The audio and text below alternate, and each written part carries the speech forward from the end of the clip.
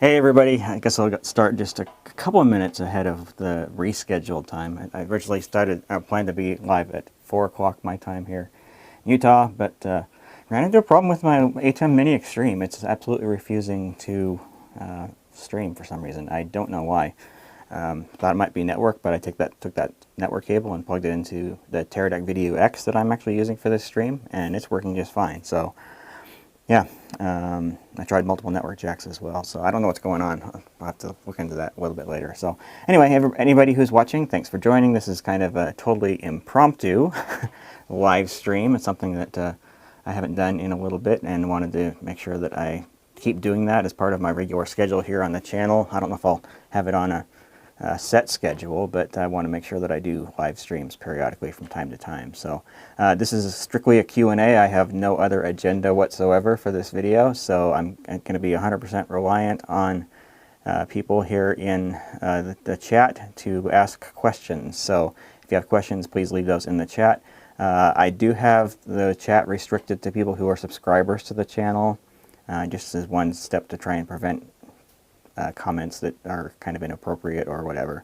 And it's not a perfect solution, but at least it's something. So notice we got a couple of hellos in here. We got a hello from Chicago, and hello from Dallas, and then there's a hey Doug in there as well. So it looks like all the let's see, hello from Texas. Lots of Texans. And I am a Texan as well. I don't know how many times I've mentioned that here on the channel, but I'm from Houston. Came to Utah to go to college and just stuck around, but I am from Houston. So, yeah. Noah saying, background looks great. Thank you very much. I'm not going to do a tour of the studio here in this video, but that is coming pretty soon. I mentioned in the last video that I published last week that I'm going to be doing a proper tour here before too long, and the reason I haven't done it yet is because there's still a few things that are in flux. I've gotten some of that stuff done. I'll kind of fill you in a little bit on what that's all about. So initially the plan for this room in my house was to be just for doing my YouTube videos, and the plan has kind of changed a little bit. I've decided that if I'm going to be taking all this time to build out a room in my house, and lights and cameras and everything, audio, you name it, all of it, that I will want to use it for other things. And so I've kind of redesigned and made this room a little bit more general purpose for doing video stuff. So as such, there are different, and you can't see it right now, I'll give you one quick little preview. So cut over this shot, you can see that there is a totally different background over here on this side. And there's two other backgrounds that are behind cameras. I couldn't even show you if I wanted to at the moment. But I want to have different backgrounds for different types of videos. And then there's going to be a green screen on the wall that's over here to my left, and I'll be able to key stuff from there. So looks like we got a bunch more hellos in here. Hello from Nottingham, nice. Canada, Los Angeles. Washington, is that Washington State? Washington, D.C. Let's see. Tunbridge Wells. Ah, nice. Got viewers from all over the place. So, okay, let's see. Oh, look at that. $10. Thank you very much. So, yeah. Let's see here. Okay, first question coming in from John. Hello, Doug. We were planning to use much of your shared knowledge to upgrade our rodeo to live cameras, instant replays, etc. Thank you. I guess it's not really a question, but thanks for watching. Thanks for the support of the channel. I wouldn't be doing this if I didn't have people watching, and I certainly wouldn't be doing it if I wasn't getting positive feedback. And yeah, the feedback to my channel is almost universally positive. There's very few detractors. Although it seems like every video I release, there's one person who dislikes, and I have a sneaking suspicion it's the same person, but yeah, whatever. Okay, Carl, what kind of sporting gigs do you get? I have a similar replay system as you, and it's awesome. Okay, so I'm having a hard time reading these, so the program and preview labels are over the top of my windows here. So I just kind of do whatever comes my way. So in the last year, I've done basketball and skiing, ski jumping actually. I had a request come in the other day for a golf tournament.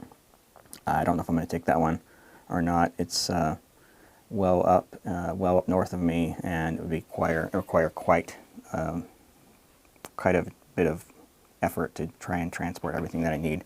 So, but I'll take whatever I can get. So yeah, sports can be pretty high pressure. It's not the most fun thing to do. I enjoy doing concerts more than anything else. So, okay, so we got a hello from Sydney. That's Jeremy. How's it going, Jeremy? Let's see, state of Washington. Yeah, so I actually spent 2 years in Washington in the early 90s, so I know the state reasonably well. Okay, let's see. Hello from Sweden. Unfortunately, a bit late over here. Pop in and let you know I love your channel and appreciate your work. Thank you. Thank you very much. Have you played with the newer versions of Playout B? No, I don't actually use Playout B. I have HyperDecks, and so I use those. That's just kind of the way I've gone. And it's been kind of fortunate that the original HyperDeck Studio Mini that was released back in, I think it was 2017, so 6 years ago, are now pretty inexpensive. You can pick those up on eBay for $300 to $350, and they work pretty well. So I always make sure I use ProRes for playback. MPEG-4 on those models doesn't work for playback. Works great for recording, but it doesn't work great. Well, it doesn't work for playback. Yeah,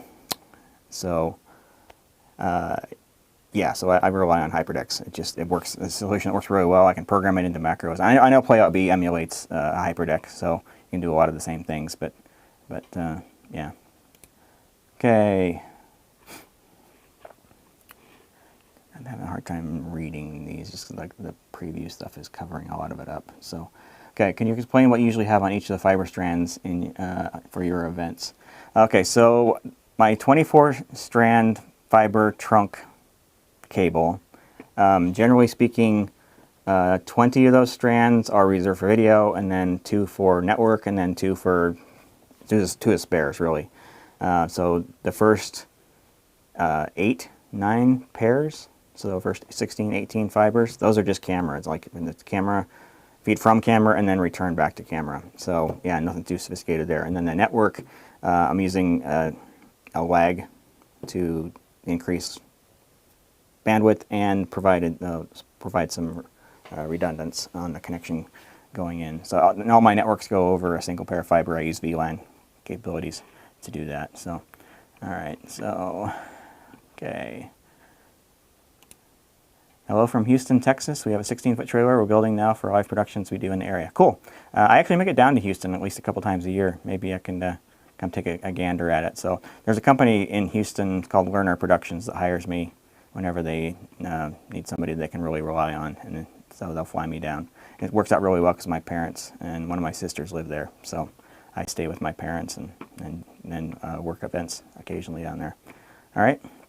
I'm a huge inspiration. Thank you very much. Yeah, I hope that my trailer design has been helpful for you building that out. So, Paolo saying hi. How's it going? Thanks for watching. Let's see. Oh, from Pico Island in Portugal. Nice. One of my sisters spent a couple of years in Portugal. She loved it.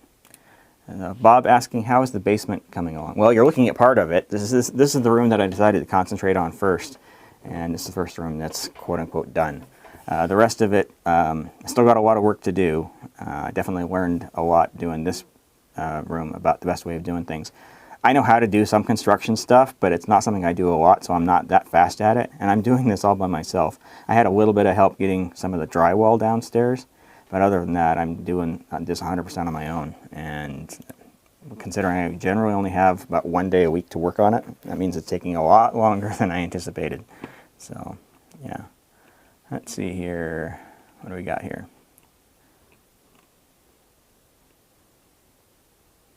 Any plans coming out in Northern Virginia? I don't have any plans. If the right job opportunity comes my way, I certainly consider it. So I have to preface that by saying, though, that I am really busy with my software stuff. So I've really worked the equivalent of two full-time jobs with my software business, and this video stuff kind of has to take a backseat to some of that. Although when video jobs come up, I can usually take a break from my software stuff. Best fiber to run from the breakout box to ATEM camera converters and where they're going to get damaged often. We should have ton of MMA and boxing events, football, etc. I just use cheap LC fiber cables.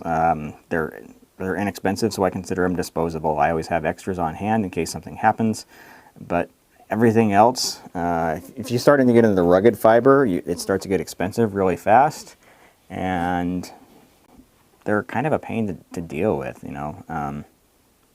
Yeah, if it's rugged enough that it's not going to get damaged when somebody steps on it, that also means it's probably heavy and not something you want to be dragging around behind a camera operator unless you've got an assistant that's wrangling the cable for you. So, yeah.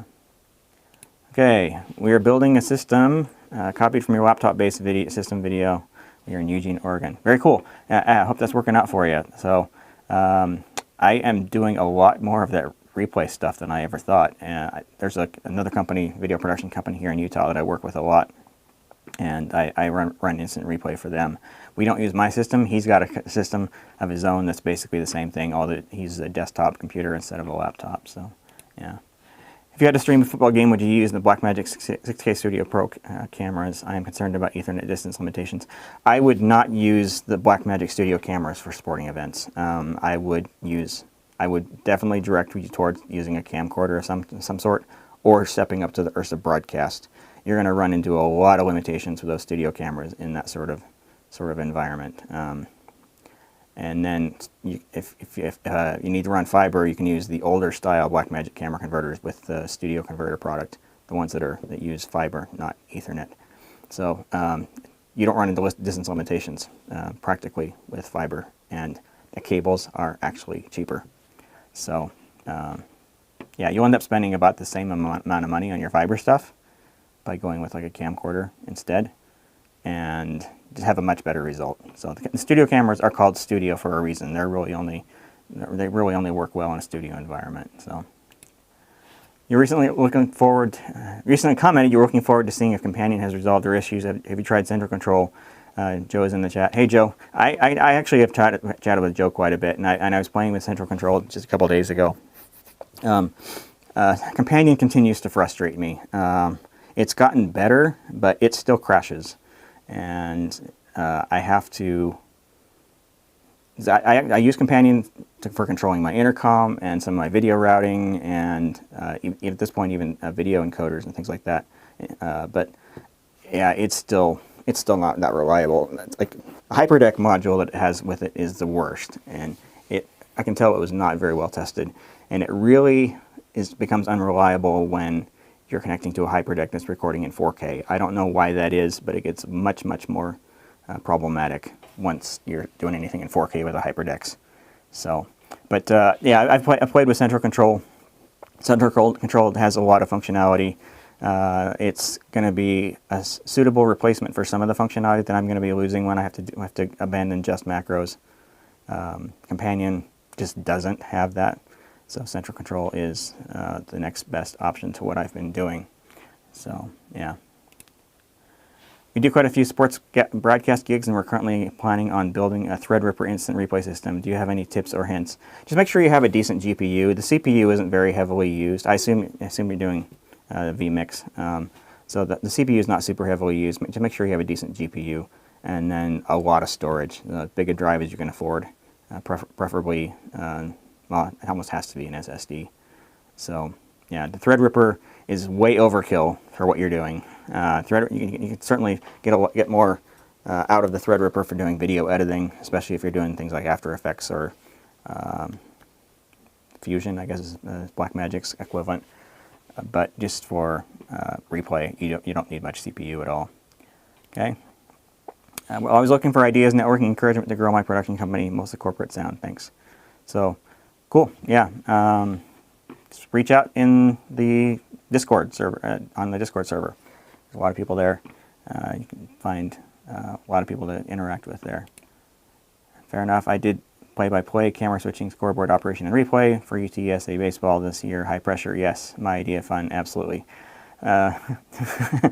So yes, there is some of that. Sometimes the high pressure stuff is fun. That's kind of one of the things that actually keeps me going with the video production stuff. is the challenge of it. But every once in a while, it becomes too stressful. Like the basketball game that I shot in February, I had a networking problem and I could not get Dante audio from the inside the venue out to my trailer. It just refused to work, and like we're getting close to go live time and it just wasn't working. And so I had to come up with another solution at the very last minute. So yeah, I mean, I did. We ended up just running audio through camera. We didn't need a whole lot of audio, had a whole lot of channels, but fortunately my trailer is pre-wired for that, so I can just take camera audio and bring it right into my mixer. So as an alternative. So yeah. Any new additions to the trailer? There's been a few things that I've done that I haven't really talked about on the channel. I upgraded my MoFi router to a 5500 series for 5G internet capability.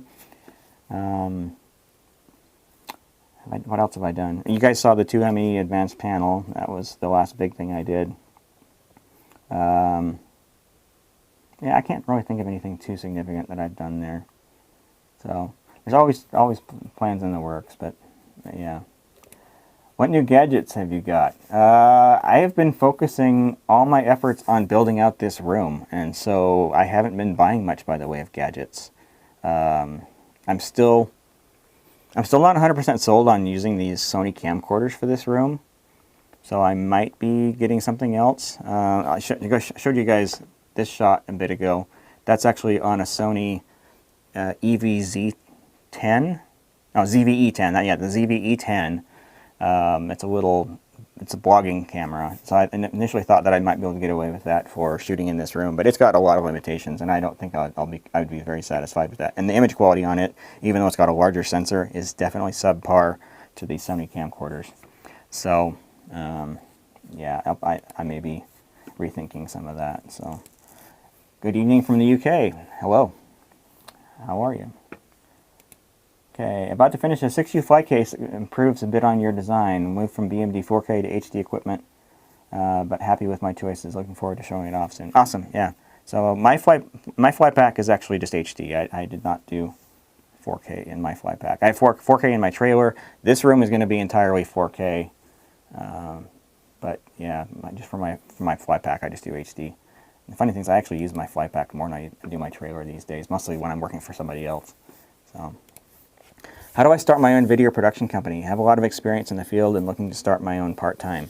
Well, got to have some basic equipment to get started, obviously, but the big thing is finding clients. And the best way to do that is make sure you've got an established reputation. It's kind of a tricky thing. So if you're not already working in the industry in your area, you might want to consider working with another company first to kind of get a feel for how things are done in your area and get a feel for what it's like to be in that environment. But if you've already been doing that, you've probably established some relationships with some of the clients that you've worked with. But again, it's kind of a dodgy thing to try and steal some of them away. What you could do is go to some of the production companies and just say, hey, if you got some events that you don't want to do, maybe they're just too much of a bother for you, or don't make enough profit, would you mind sending them my way? Just can kind of get started that way. It's tricky to break out on your own. The only reason that I've been successful here is because I knew people, and I started out in this area by working with people in the music industry. So I did audio long before I did video, and I was doing audio quite a bit, and I was picking up on the video just a little bit over time, and I became known through some of the people that I worked with through audio that I was also doing video, and then that kind of just sort of took off from there. So people hired me because they already knew who I was, and they knew I did good quality work with audio, and if I was doing good work there, they assumed that I would do good quality work with the video as well. So, but yeah, it's all about reputation. So, I really wish Blackmagic would allow you to remove the labels off certain inputs like they do on the audio meters, especially useful for trying to see CG inputs. Yeah, that is certainly an annoyance, and the main reason I'm having a hard time reading these comments is because it's on the preview and program windows. Where it's a big fat label right on top of the text for these comments. So you can certainly reduce the amount of text that's in there. You might even be able to put a invisible space in a label. I've never tried that, so yeah. What language do you program in with your software development? So I use several various tools. Most of the time when I'm working for the clients that pay me, I work in C# and .NET. And it's one project that we're doing WinForms, another project we're doing WPF. But I also do a lot of web stuff too. Like you've seen my website, careeraccess.com, and I have other things that I've done on the web as well.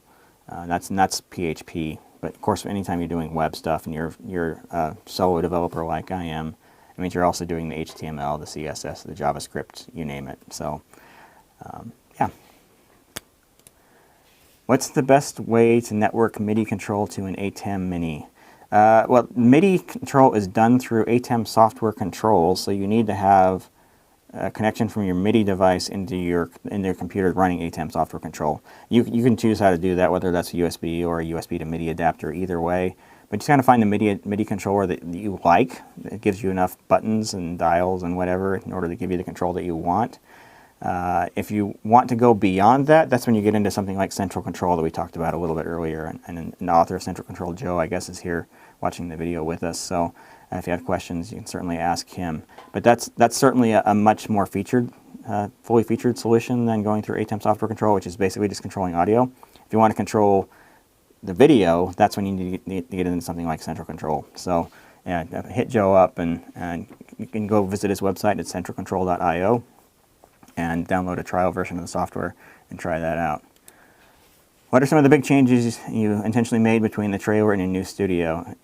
Anything you decided against reusing? Well, they're different things. So, the trailer, I need to be able to accommodate a really wide variety of different types of events, and I have to be really concerned about like power consumption and heat and things like that.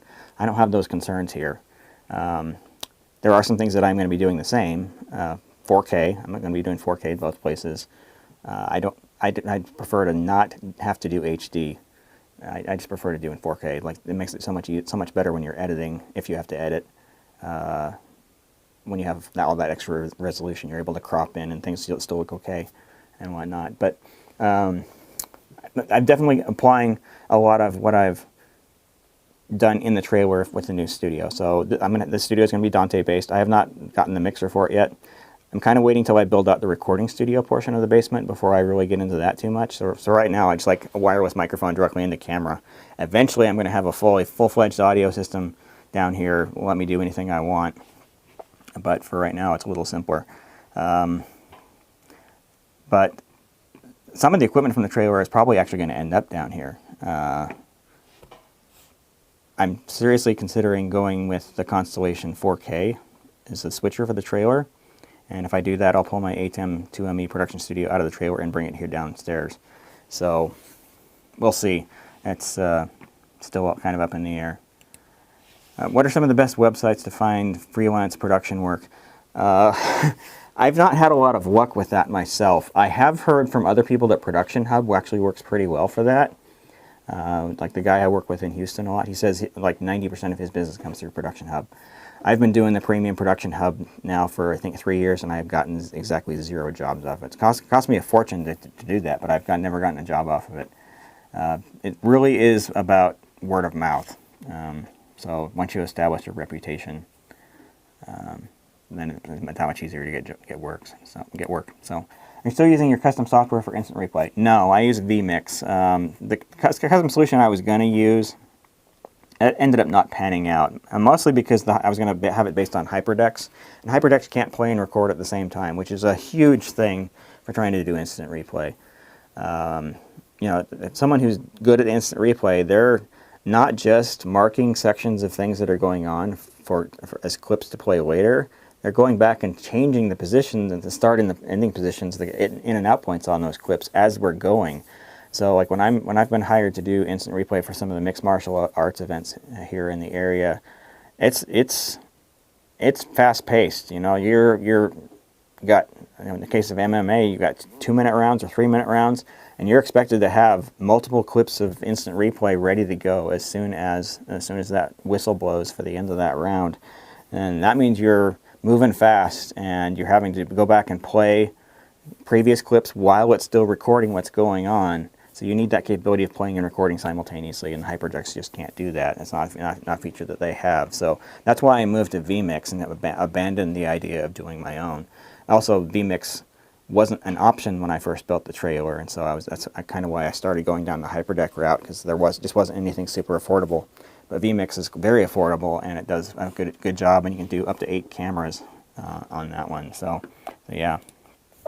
What do you think of the middle things, fiber bridges, compared to your custom ones? They're doing essentially mostly the same thing. They just are putting it in a nice package, make it easy for people to set up and purchase the gear. So it's cool that they're doing that. And Tebow, one of the guys who's involved with that, he's a smart guy. He knows what he's doing. Nice guy too. I've talked with him a couple of times. So yeah, I mean, I think they're doing a cool thing. It's definitely benefiting the industry there. So yeah. All right. Hello from Redlands, California. Very cool. I can't remember where Redlands is. I actually go out to California pretty regularly for work, but that's Bay Area, a city called Fremont's where I end up going. Hello from Bulgaria. Very nice. Specialized in remote esports production recently. However, we're maintaining a small OB van with a lot of inspiration from your trailer build. Very cool. Thank you. Yeah, I'm glad that's working out for you. How do you insurance all your gear? Do you barcode your gear or anything to market with stickers? So, well, I mean, I have my Crew Access website, which generates all my barcodes for all my stuff. So I use Crew Access to keep track of my equipment. So yeah, I use my own website for that. Yep. Good day, good day. Hey Ryan, how's it going? Good to see you on here. I actually met Ryan in person at NAB. That was very cool to actually see his face in person. Ryan's a nice guy, and knows his stuff. He knows what he's doing. So, any chance of a DJP open day trailer tour that I always ask about? I'm visiting from Australia next month and spending some time in the Provo area. Message me privately, and we can certainly consider meeting up somewhere. I don't know that I will ever be doing like just an open, anybody can come and see it kind of thing. But yeah, if you're in the area, hit me up in direct message on Discord or email me or something, and we'll see about maybe letting you see the trailer. So, Ryan asking about a tour of the room. I'm not going to do that today, but it is coming. The main reason I'm not doing it today is because I'm still making some significant changes. When I first did my first video in this room last week, I mentioned that I had a bunch of lighting changes to do. I think I've got the lighting stuff done now, but I'm still working on different backgrounds around the room. Because this room's going to be multi-purpose. I want to be able to use it for more than just my own videos, and so that means having different backgrounds. And little trivia for you: this what you see behind me, that looks like a colored wall. It's not. It's gray. It's a gray wall, and I'm using lighting to achieve the colors. So in fact, it's controlled over Bluetooth. So I pull out my phone here, wait for the app to launch. It's always a little bit slow to do its thing, but I'll actually be able to change the color here. So the side over here that's kind of orange, I will change that. We'll go purple on that one. So changed to the wrong side. All right, so I changed the wrong one, but there we go. Yeah, so that one's orange, and I'll change that to purple. So now I've got blue and purple. So, or do green or whatever. So yeah, I can change the color of the lighting, and I can actually even switch it to white light instead of colored light, all from an app on my phone. So I'll demonstrate all of that when I do the tour. So okay, all right. So yeah, Eric, nice accent. Well, thank you. Yep, I assume you're referring to this one over here. Yeah. So that's not going to be the only one in this room. In fact, I do have another one already done, and then another one is still pending. So yeah, let's see. Looks like you got some. Okay, what are your deliverables like? Do you give them everything or do some editing? It's kind of a combination of all of the above. I always give a fully finished edit no matter what. If there's a possibility that I know ahead of time that someone's going to need some editing, I have to budget that in from the get-go. I'm not cheap when it comes to my editing. I charge a fairly high rate, and a lot of times it's people, and that's kind of intentional, so that people will not use me for editing if I'm given a choice. So I'm not a fan of editing. That's what reason I do live video, so I don't have to do much editing. But when editing is required, I'll do it. So, yeah. But deliverables, yeah, I always deliver the final edited product. I always do the isolated camera feeds if they want them. I don't charge any extra for that. I don't mind. I just do it anyway. Just record on ISOs anyway. But I always make those available if people want them. So yeah, it's more about, for me, it's more about doing the work and doing the live switching than trying to make any money on editing. That's kind of one of the things that has driven me crazy in some of the, like, photography. It drives me nuts that photographers charge next to nothing to shoot and then charge an absolute fortune for prints. I don't like that model very much. So yeah. From what we see in the vMix tech specs, the instant replay feature relies more on the CPU than GPU. Well, if you got a GPU that's doing the video encoding and decoding, then all that gets offloaded to the card. So, yeah. Let's see. But that 2-second shot of the Sony ZV-E10 looks way better than this front camera. I would have to disagree. I cannot get the color right on this ZV camera. You can see that it's very green compared to the other, and I've tweaked and tweaked and tweaked, and I cannot get a good color out of it. So, yeah. All right. C# developer since 2003. I've only been doing C# myself since 2016, so I'm relatively new to it. Prior to that, I was working in a language called Delphi most of the time, and that's one I should have considered switching away from earlier than I did, but I had projects that I had to maintain and jobs that I was working on. That's what they called for. So yeah. Okay. You delete the label altogether. There won't be any overlay. Okay, maybe that's, yeah. I haven't tried that. So, you think Blackmagic will ever add more than 8 inputs to the ATEM mini line? Probably not. I think they want you to just move up to higher end switchers at that point, and I would kind of agree as well. So, yeah. So, is that background real or green screen? Well, it's a gray wall lit up by colored lights. So, I have put the lights on green just to see if it would be appropriate as a green screen, and not quite. So, but I actually have a green screen on order. It should be arriving about a week from now. And that will be on this left side, or my left, your right. So yeah. Do you use POV cameras for static shots? If so, what kind? It's kind of varied. Like I'm a lot more likely to use a PTZ camera than a POV camera. But when I do use POV cameras, I use Sony ones. It's kind of unfortunate they stopped making them. I really like their FDR X3000 that they had. It's a 4K camera. Produces a way better image than the GoPros, even the modern ones, and it color matches my existing Sony cameras pretty well. You can get them on eBay, but they sell for well over what they were when they were new. So one camera can easily run $600 or $700 when they were originally $400.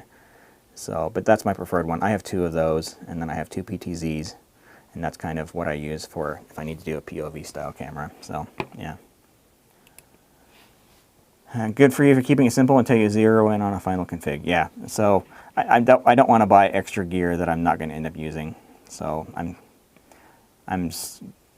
playing it out a little bit at a time, just figuring out what's going to work really well based on what I'm trying to do here. So, any opinion on using a Scarhoy device to control ATEM, Hyperdeck, and Super Scope?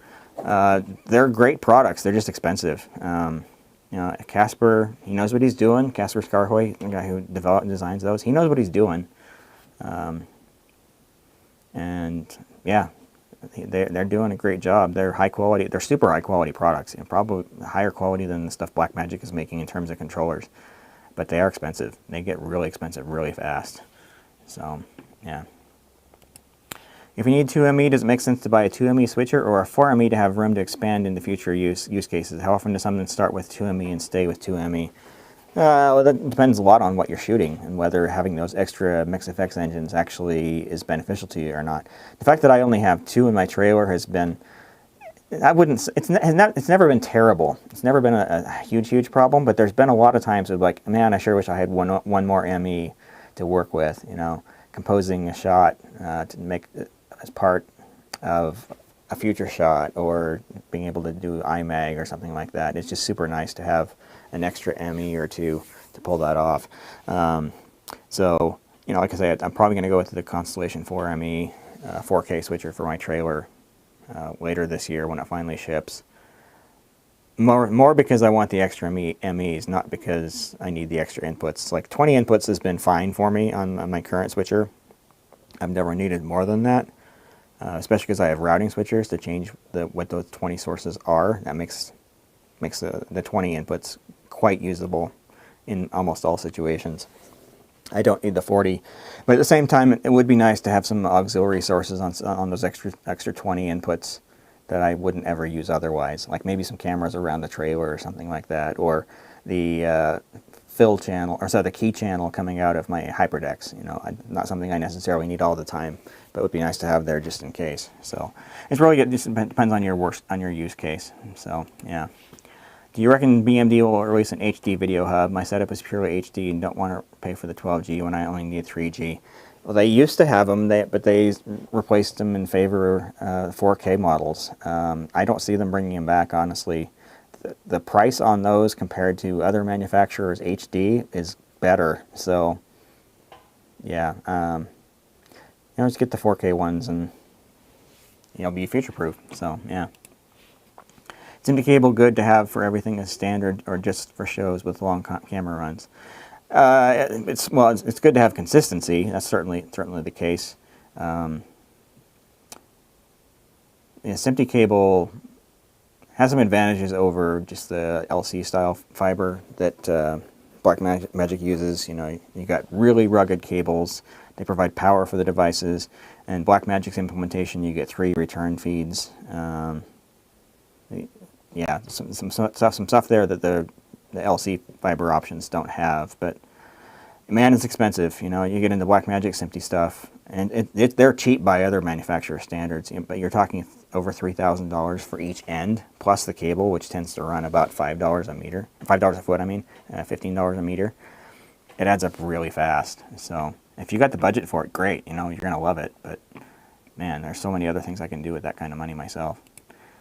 Running the replay is probably a lot like juggling with one hand and playing a piano with the other. Yeah, that's about right. It's super fast paced, super high stress. Yeah. So, question: the new Mac Studio with M2 Ultra can run 8x4K outputs simultaneously. Is it worth considering running vMix on parallels on the new Macs?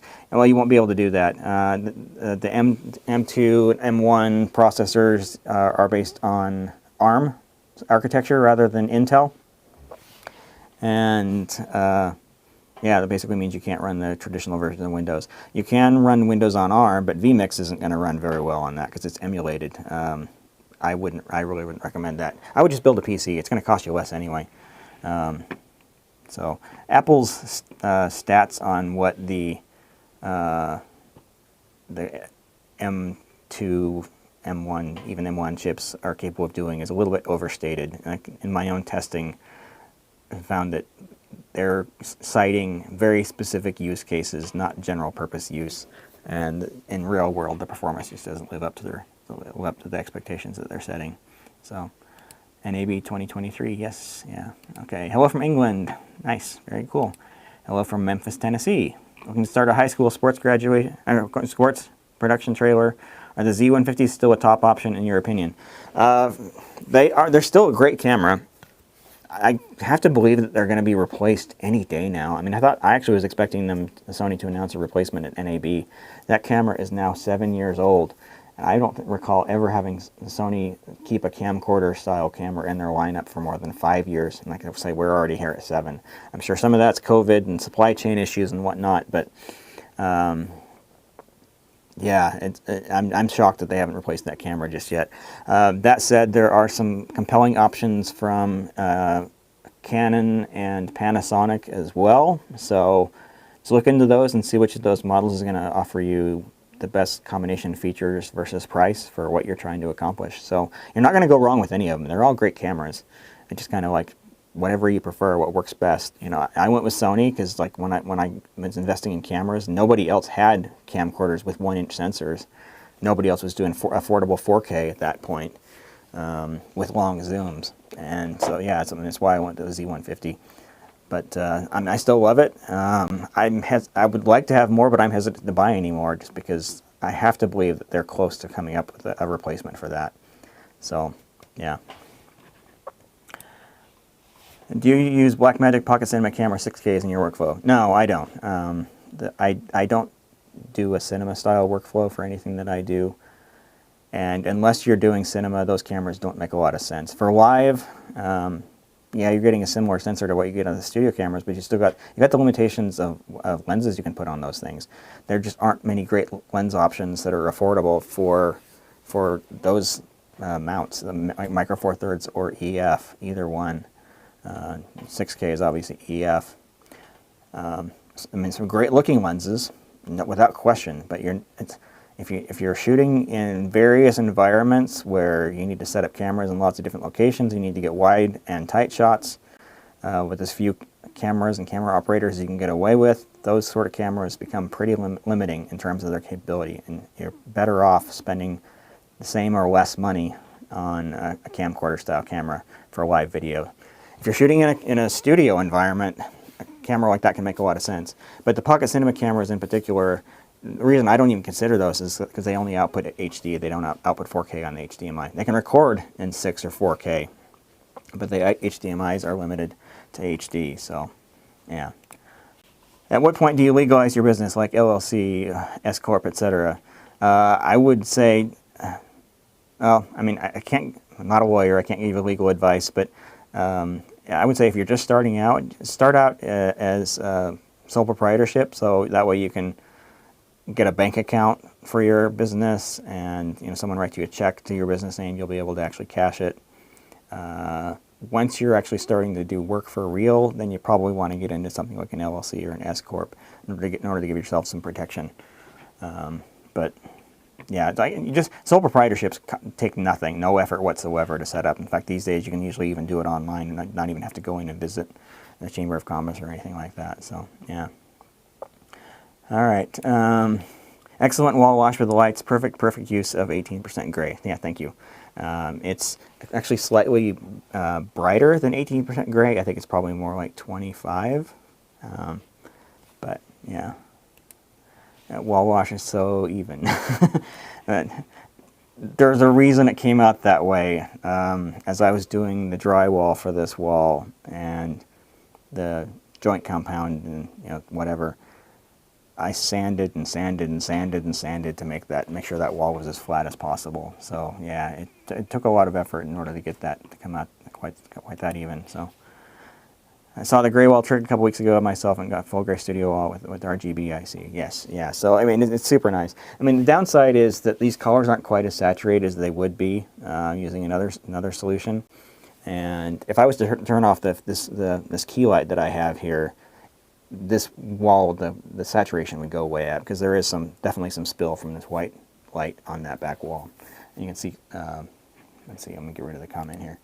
You can. It's kind of tricky, but you can see that there's just kind of a little bit of shadow there, and where my shadow is, you can see that the color is deeper, and it's a little bit darker. So, yeah. All right. I like the background and the sound is good too. I definitely prefer a lapel mix to podcast down mics from a visual perspective. Yeah, I'm eventually going to go with a shotgun mic in here. I'm just, like I say, the audio is the last thing that I've worked on. Aside from soundproofing, this room, I have soundproofing on all the surfaces except for the wall behind me. Even this wood wall that I'll show you over here, that's an excellent diffuser. So it acts a little bit like a sound absorbing surface as well. But for example, the ceiling here, I don't have a ceiling. It's just insulation, and I did that for acoustic purposes and for the fact that I can hang lights up there.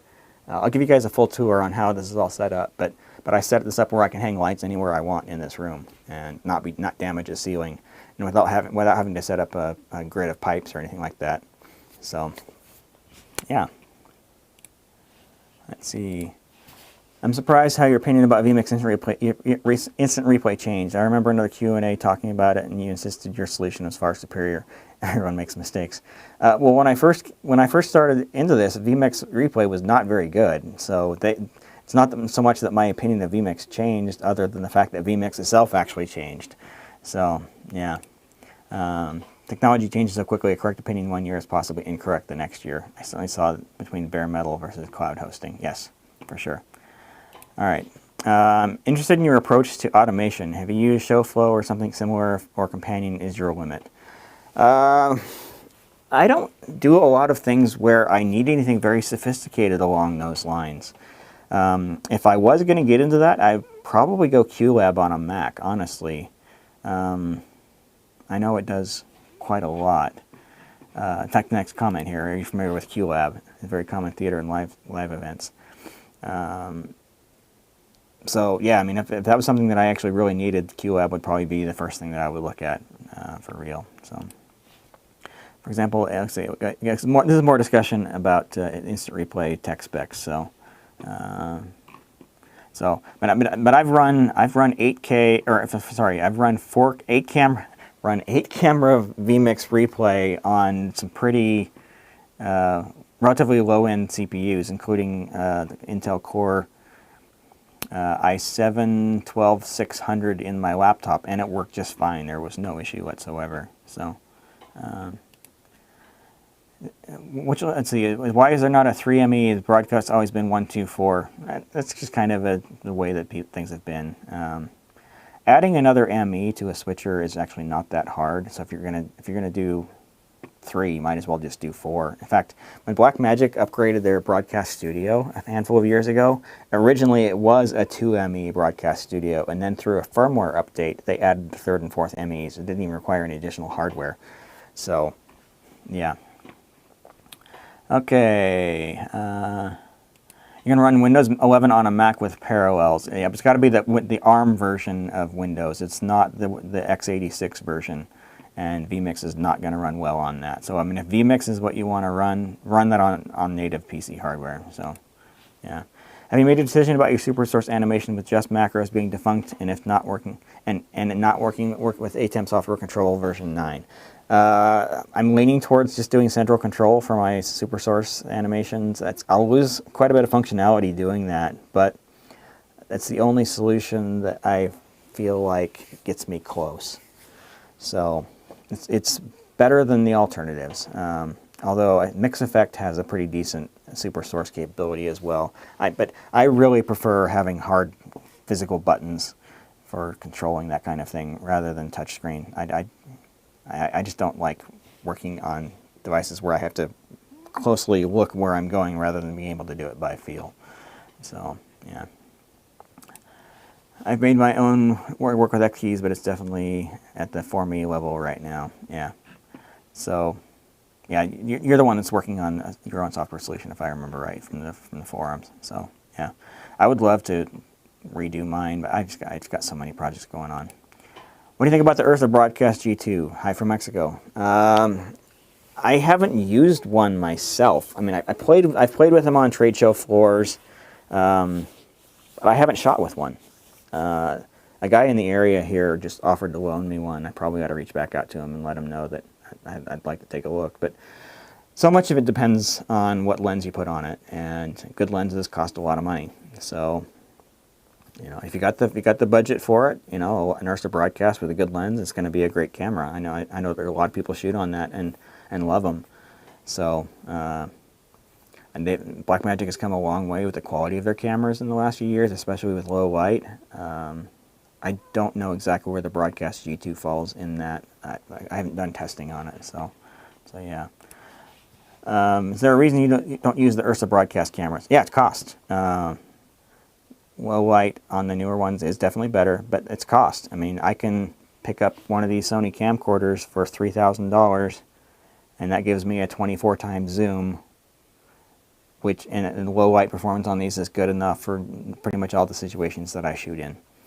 So $3,000, that includes the lens, whereas Ursa Broadcast, they're what, $3,500 now, plus a decent lens is going to cost you at least $5,000 or $6,000.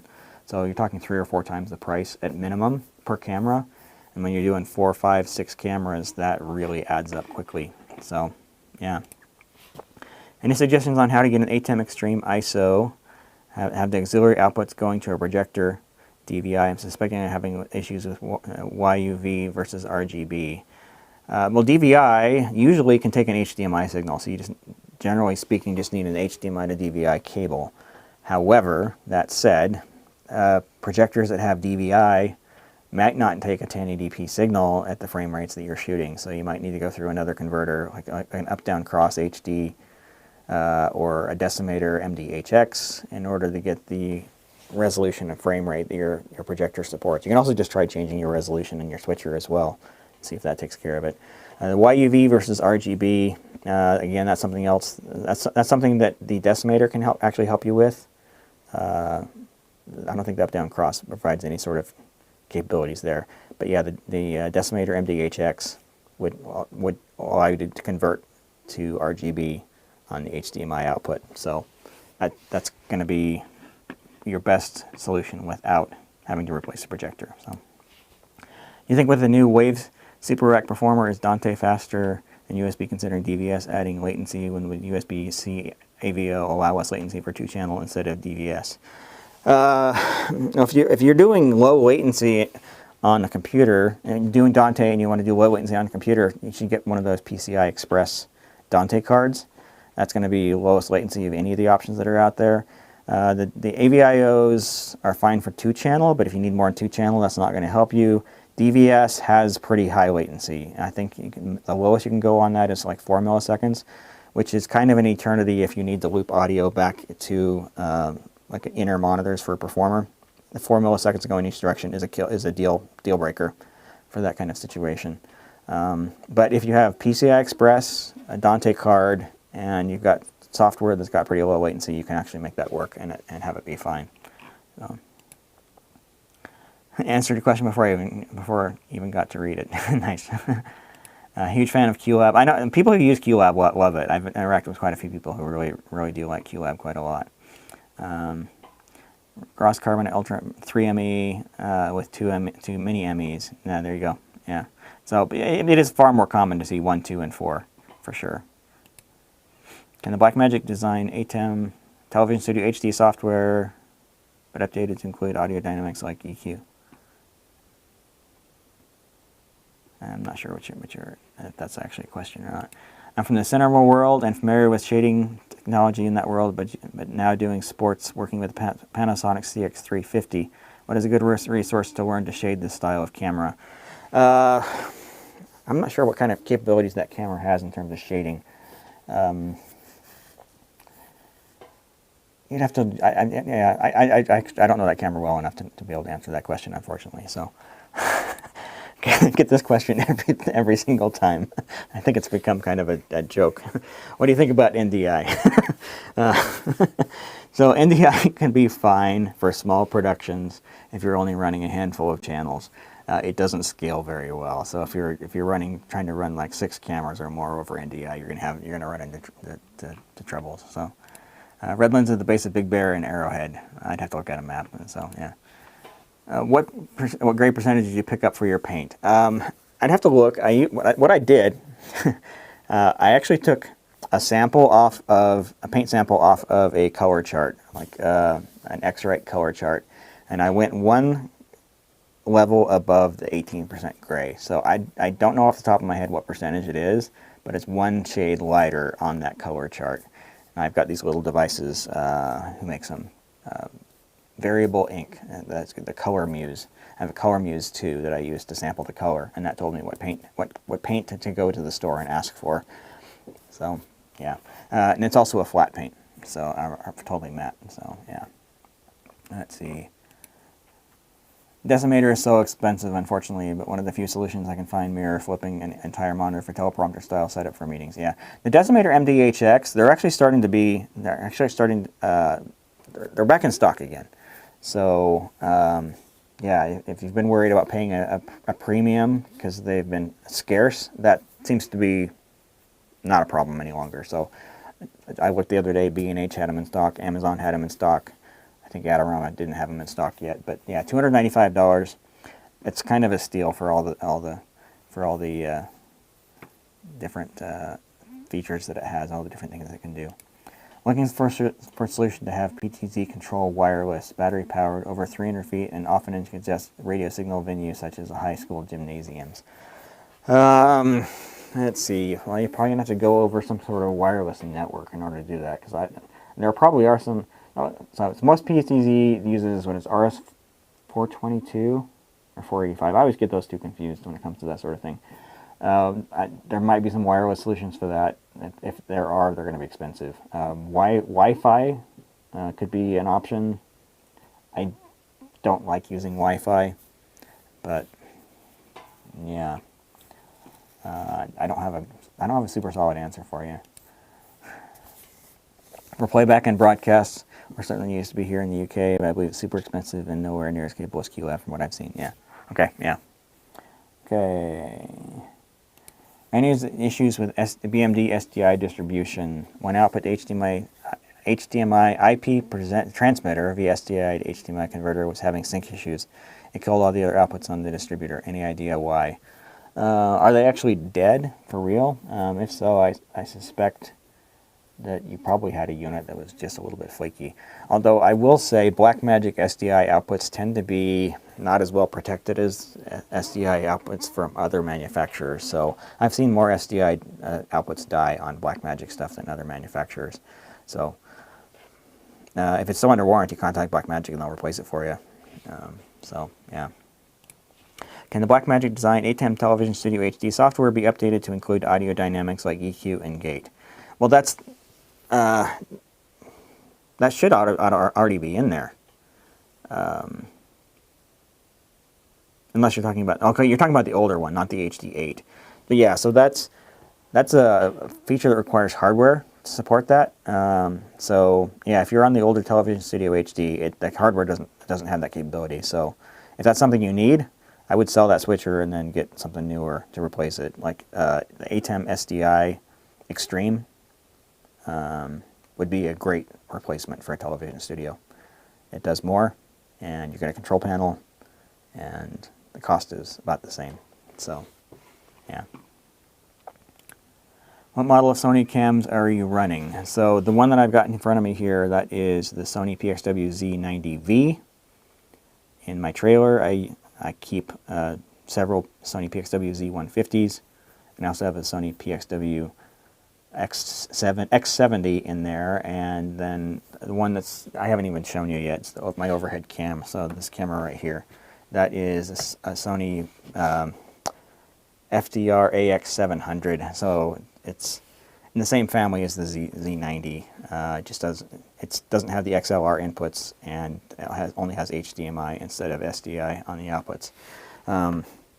So yeah, all those cameras that I mentioned are part of the same family, so the image coming out of them is the same. They all have the same settings in terms of coloring, and yeah, just the overall look of the cameras is the same. So I can freely mix and match between those. And I thought going with the ZV-E10 that I would be able to achieve the same kind of look, and just doesn't seem to be possible. They have totally different controls. The ZV-E10, yes. It has a lot less control over coloring and whatnot than these other Sony camcorders. So I may end up selling or returning this ZV-E10 and then getting another camera in this family, maybe another AX700. I don't need SDI in this room. In fact, these cameras don't even output 4K on the SDI. So I'm going to be HDMI output anyway, and so I might as well save over $1,000 and go with another AX700. The only downside to the way I use it is that the AX700 doesn't have XLR audio inputs, but if I'm running audio separately, that's not a problem at all. So NDI versus SDI versus 2110 IP. I'll give you kind of a short answer here, but one of the videos I've been planning on doing since I went to NAB was one talking about 2110 IP and how Blackmagic's products in that realm, the 2110 IP space, are actually revolutionary and the thing that I found most exciting about anything that they had announced at NAB. So, for anybody who's not familiar, NDI is a way of sending video over an Ethernet network. It's compressed. And then depending on what flavor of NDI you use, there's different levels of compression. Like if you do NDI HX, it's a lot more compressed. Whereas your other flavors of NDI, you get a higher quality image. It does tend to be fairly low latency, but not quite as low latency as SDI. SDI is 100% uncompressed, so you're not losing any sort of quality whatsoever. You're getting the native signal from end to end. And then same thing is true of 2110 IP. 2110 IP is also uncompressed. The downside to 2110 IP is you have to have a much faster network. you really have to get into 10 gig. If you're 10 gig will get you a few channels of HD video. If you're doing 4K, 100 gig is really your bare minimum, and 100 gig networking equipment is sky high, super expensive, so I don't see that becoming a thing for those of us in this area of the video production market anytime soon. But 2110 IP is actually very cool, and just hold tight for another couple of weeks until I get a chance to finally make that video. I want to talk about why 2110 IP is actually kind of a game changer for anybody who is getting into video production at this point. And Blackmagic's price point on their products is just mind-bogglingly cheap. So, yeah. So because we're talking about the decimator here, they all arrived in stock the day after I ordered them.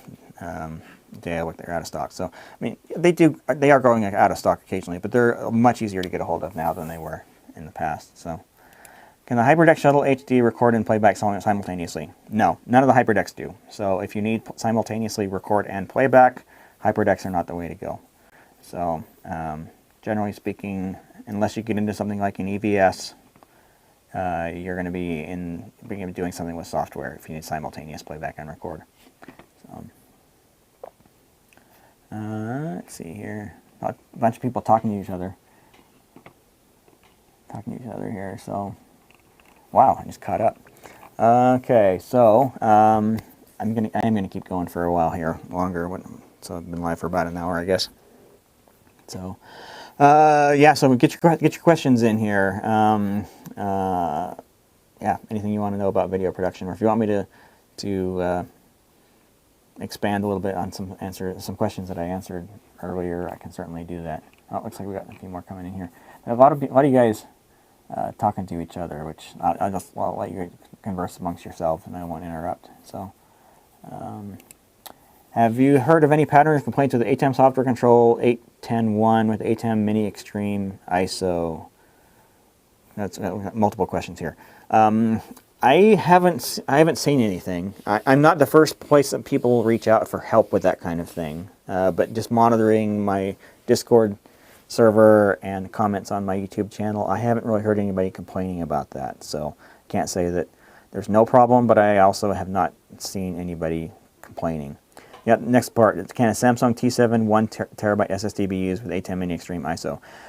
T7s might be a little problematic. I would consider going with another brand in a higher end line. Say, for example, the SanDisk, what do they call it? Something Pro. Yeah, SanDisk has a Pro, Extreme Pro, something or other. You want the Pro version. So the problem with a lot of these consumer SSDs is they don't have very large buffers on them. They do have some buffer, but it's not a super large buffer. So you'll start recording, and it'll record just fine for a little while, and then like some period of time into the recording, it'll just stop. It'll start dropping frames. And the reason for that is the buffer's filled up, and that the actual storage media itself is not fast enough to keep up. The T7 I know has a problem with that. I've heard a lot of people complain about that. So the older T5 was better. So even though the T5 is rated as being slower, it's a lot more consistent in terms of its speed and works better for that particular scenario. So if you definitely want to go Samsung, pick up a used T5, but I would recommend going with another brand. So yeah, I generally like Samsung for their SSDs, but those little portable USB ones, there are better options that are out there. So let's see. I've run more than 8 NDI sources on a network. Pinch point has been going into a PC. Much better experience for me has been hardware decoding. Yeah, so the problem with NDI is like if you're just routing between A and B and C and D, you can do quite a few. It depends on the bandwidth, internal bandwidth of your switch. But when you have try and combine multiple cameras into a single device like a switcher, that's when you run out of bandwidth. So yeah, because NDI, the bandwidth is such that for each camera is such that more than 6 streams is more data than a gigabit network can sustain. So that's where you run into problems. If you had a 10 gig network, you'd be better off, but things get expensive when you start to do that. Had an instance with BMD converters where an output got fried and somehow it messed with a live view uplink across the venue. Under budget, ill-prepared guy running the stream didn't have spares. Felt bad. Yeah, that kind of stuff happens. You know, if if you're going to work in professional video, you really have to have backups for everything. So like this stream tonight, for some reason my ATEM is absolutely refusing to live stream to YouTube at the moment. Don't know why. I grabbed a Teradek that I had in my office and brought it downstairs, and working great. So let's see, 3Play. That's NewTek's 3Play system. I have not heard good things about that. I've talked to a few people who have used it, and the word that several of them used was garbage. So, yeah. What's the longest length you would run SDI? I try to not run SDI more than about 100 feet or 30 meters. I do pretty much everything over fiber whenever I can. I mean, SDI can be run a lot farther than that, but it depends on the quality of the cable, but more especially on the quality of the connectors on the cable. You may find that you're not able to get much more than 100 feet if you're shooting like 1080p at 60 frames per second. The higher the bandwidth required, the more likely it is to have issues. But I've seen several situations where cables much over 100 feet just become unreliable. You see dropouts and noise in the image, like little pixels that are not right. So, do your current Sony cameras have remote control for coloring, iris, etc.? Well, technically yes, but in practical terms, no, not really. So these cameras do have the ability to be controlled from a smartphone over a tablet over Wi-Fi. In practice, though, it's really lousy, and that gives you very limited control. Like the menus on the camera give you a lot more capabilities than you get through the Wi-Fi. So I know for some people that's an absolute deal breaker. I understand that. I certainly would not discount anybody for purchasing a Blackmagic camera who needs those kind of capabilities. But at the same time, for the environments that I work in, I would rather have the convenience of the 24 times zoom and not having big heavy cameras over the ability to remotely control the camera or the color and iris. For the most part, I can talk my camera operators through making color and iris adjustments. It's a little harder out when we're shooting outdoors in the morning or the evening to make sure that we got the right white balance, but for the most part I'm able to talk camera operators through making those adjustments themselves. Iris, it's just a ring on the front of the lens, so no big deal there. But in terms of coloring, yeah, having the ability to do color remotely would certainly be nice. But there's too many other limitations of the Blackmagic cameras for the sorts of environments that I work in. You know, I shoot a lot of environments where I need both wide and tight out of the same camera. I don't want to have to set up multiple cameras and hire multiple camera operators for every position in order to get tight and wide with multiple lenses. So, yeah. Okay. What would you suggest is a low-end SDI camera that I can use as my first camera type thing? I've got the production rack, but no cameras yet. The whole system is HD. I would pick up something used, honestly. I mean, you go back just a few years, and you can get some pretty nice cameras that have SDI. You know, I'm going to sound a little bit like a Sony fanboy, but like you can pick up a Sony X70 for a reasonable amount of money, and it's got a SDI on it. Generally speaking, though, SDI cameras, they kind of start at $2,000 and up, or maybe closer to $3,000 and up for new, and yeah, used ones are going to be a fraction of that, a fractional portion of that. So, yeah. Just gone to 10 gig for my NDI network with micro TIM switches. Can't believe how cheap it all is now. For the most part, yeah, and the 10 gig stuff has certainly got way more affordable. So, yeah. So, Aaron, yeah, the SanDisk Extreme Pro version 2 SSD is what you're thinking of. Yes, that is the one. So, how do you like the BMD SDI to fiber mini converters? Any issues with reliability? I've had someone recommend Yellow Brick, but they are pricey. That is the problem with Yellow Brick. They're expensive. I think what $1,000 a piece, or maybe even more. I've had very few issues with the Blackmagic ones. I've got a whole pile of those things, and I think I've probably only had one actually really act up on me. Most of the time when there's been an issue, it's been an issue with the fiber itself, not with the converter. So, yeah. It doesn't matter what I do, I cannot get my camera operators and other people who are helping with setup and tear down to put caps on my fiber cables.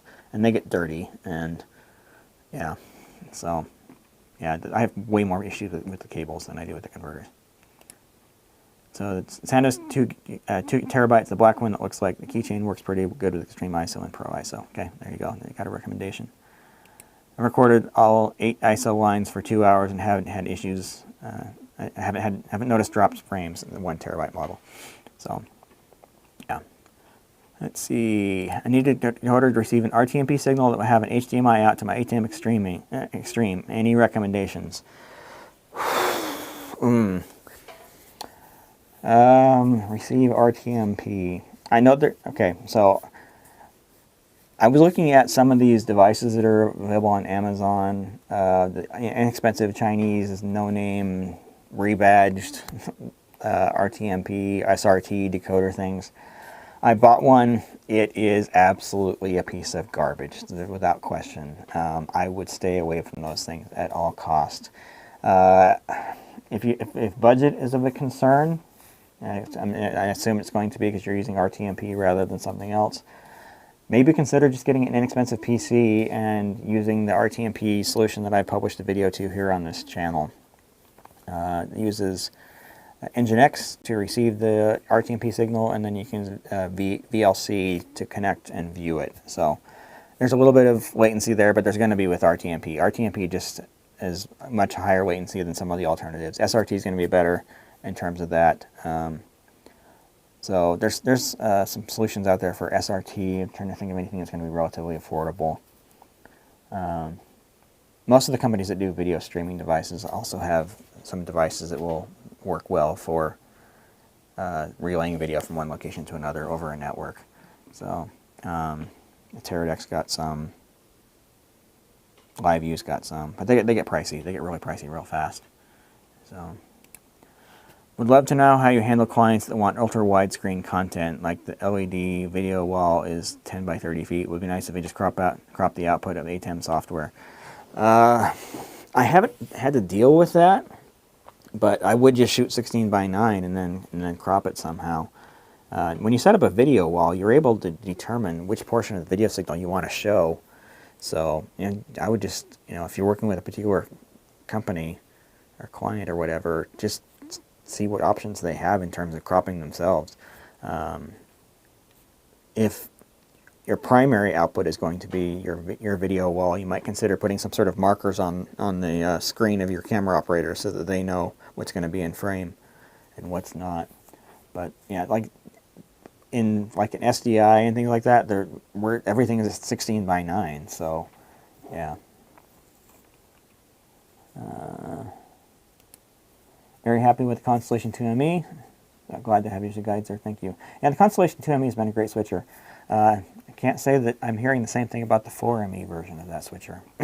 I've heard quite a few people have had some issues with that one. So, what's the difference between Blackmagic Design's ATEM 4K Constellation switch versus the old 4K production broadcast studio? A lot, actually. So most of the changes are for the better. You get scalers on all of your inputs, so each of your inputs can be any video format or in resolution within the supported range, and it'll automatically convert it. You get 2 super source with each one.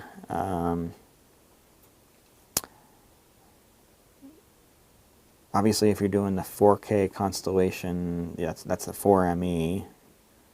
The old broadcast studio had the 4ME version of that. You actually lose a couple of things. Rotation on your DVE. You don't get rotation feature on your DVE, and you also don't get borders around your supersource windows. Who knows why, but they removed those features on the newer switchers, and you have to go to the older 4K switchers to get those. But the big difference, the other one is the video routing. Yeah, so the old switchers only had 6 auxiliary outputs, and then 2 ME, main program outputs, so a total of 8 outputs, 6 of which were selectable. The new one's got 24, so you're able to send 24 different signals to different places, which can be very handy, very useful, and of course more inputs as well, so you get 40 versus 20 on those. So yeah, Teradek saves the day. Yeah, my Video X actually saved the day here because the ATEM just refused to stream. So, I'm a replay op in Memphis using mostly Dreamcatcher and occasionally EVS. The replay system has always had issues with things not working like you would expect them to. That's the same sort of feedback I've gotten from everybody that I've heard use replay. It's just not very good. So, what kind of a production uses 80 inputs to a switcher? Well, you get into some really high-end sports stuff. That might not necessarily be 80, but like something like the Olympics or the Super Bowl, you can bet they've got well over 80 cameras going for those things, and some of the bigger things that are happening. So yeah, you get into super big sporting events, that's going to be the case. Most other sorts of events, they just don't need quite that many. Even a large concert, you're not going to find more than a dozen or 20. So yeah. Let's see. Greetings from Vancouver, BC. Nice. Hello. Have you used the RM30BP to control your Sonys? Definitely seems overpriced, but being able to control multiple cameras seems interesting, but has some limitations. The main reason I don't use that is because it uses LINC, L-I-N-C, and most of the time I'm in my trailer out in the parking lot, and I've got cameras like maybe 150, 200 meters away, and LINC doesn't travel that far. So yeah, that's the main issue there. If someone is in the same room, LINC can go. I've done LINC over at about 100 feet before, so about 30 meters, but I've never pushed it any farther than that. I don't know what its distance limitations are. So, and the RM30BP does not have the same capabilities you're going to get with a Blackmagic camera in terms of coloring and whatnot. So it's got some cool capabilities, but yeah.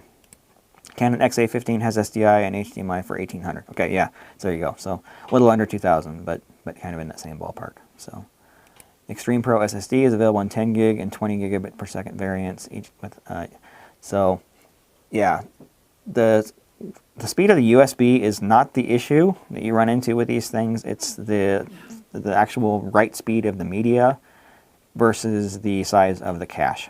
So yeah, these are not specs that the manufacturers actually publish. You kind of have to try things and see how they work. So when I've bought media, I actually test it and publish it in my card performance database on my website. So if you go to djp.li/cardperf, CARDPERF, you can see actual real world throughput on the media that I've tried myself. So I don't have the T7 and I don't have this new SanDisk that we've talked about on there yet, but yeah. More expensive 20 gigabyte models, the vast majority of USB 3 ports are capped at 10 gigabits per second. Yeah, you don't find a lot of stuff that's over 10 gigabit. It just doesn't exist. Even Thunderbolt stuff, even like Thunderbolt 3, it's rarely over 16, even though technically Thunderbolt can go 40, and that's not much better with Thunderbolt 4. How many cameras do you run on average for your events? How has vMix been working for your studio? All right, so average event, I typically run 5 to 6 cameras for most events. So the way that usually breaks down is 3 camera operators, 1 wide shot, and then 2 PTZs. That's the most common. That works pretty well. That gives me a pretty wide variety of shots with keeping the size of the crew down to keep the costs down. That works pretty well. So for a lot of events, that works really well. How has vMix been working for your studio? I haven't actually set up vMix here in the studio just yet. That's what I'm going to be.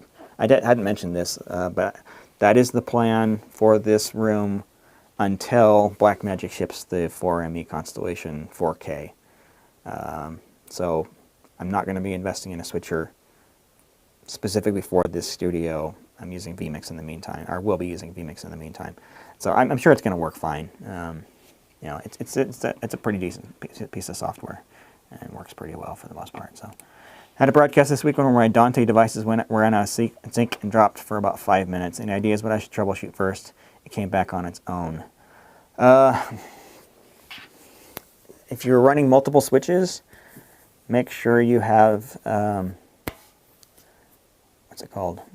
The snooping. Can't think of the terminology. There's an option. The snooping for multicast. I forget the name of it off the top of my head. But make sure you've got that set up properly.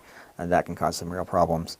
But I would seriously consider, if this is something you've experienced more than once or twice, I would seriously consider putting some sort of sniffer on your network and just seeing what's going on, especially with your broadcast traffic. See what's going on there. Any headaches coming up when taking prosumer video cameras and converting their HDMI to SDI? No, it's been fine. You just got to make sure that the HDMI cables are well protected so that somebody isn't going to step on them, trip over them, whatever. So tape them off to the tripod or whatever. It's not ideal. I mean, SDI is far more reliable, but I haven't run into any issues practically doing that. So the main problem with HDMI is when you start to get into longer runs. So, you know, if you can get away with like a 3-foot cable, 1 meter cable, to go from the HDMI output of a camera into a converter, that usually works pretty well. So, yeah.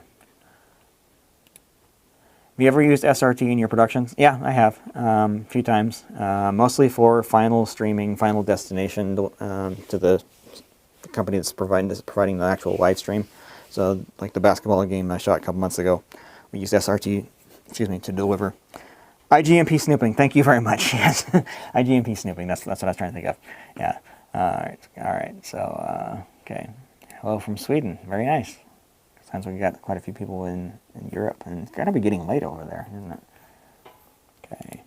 Order the fiber snake from fs.com and the breakouts, very nice. Yeah, I think you're going to be pleased with that, so, okay.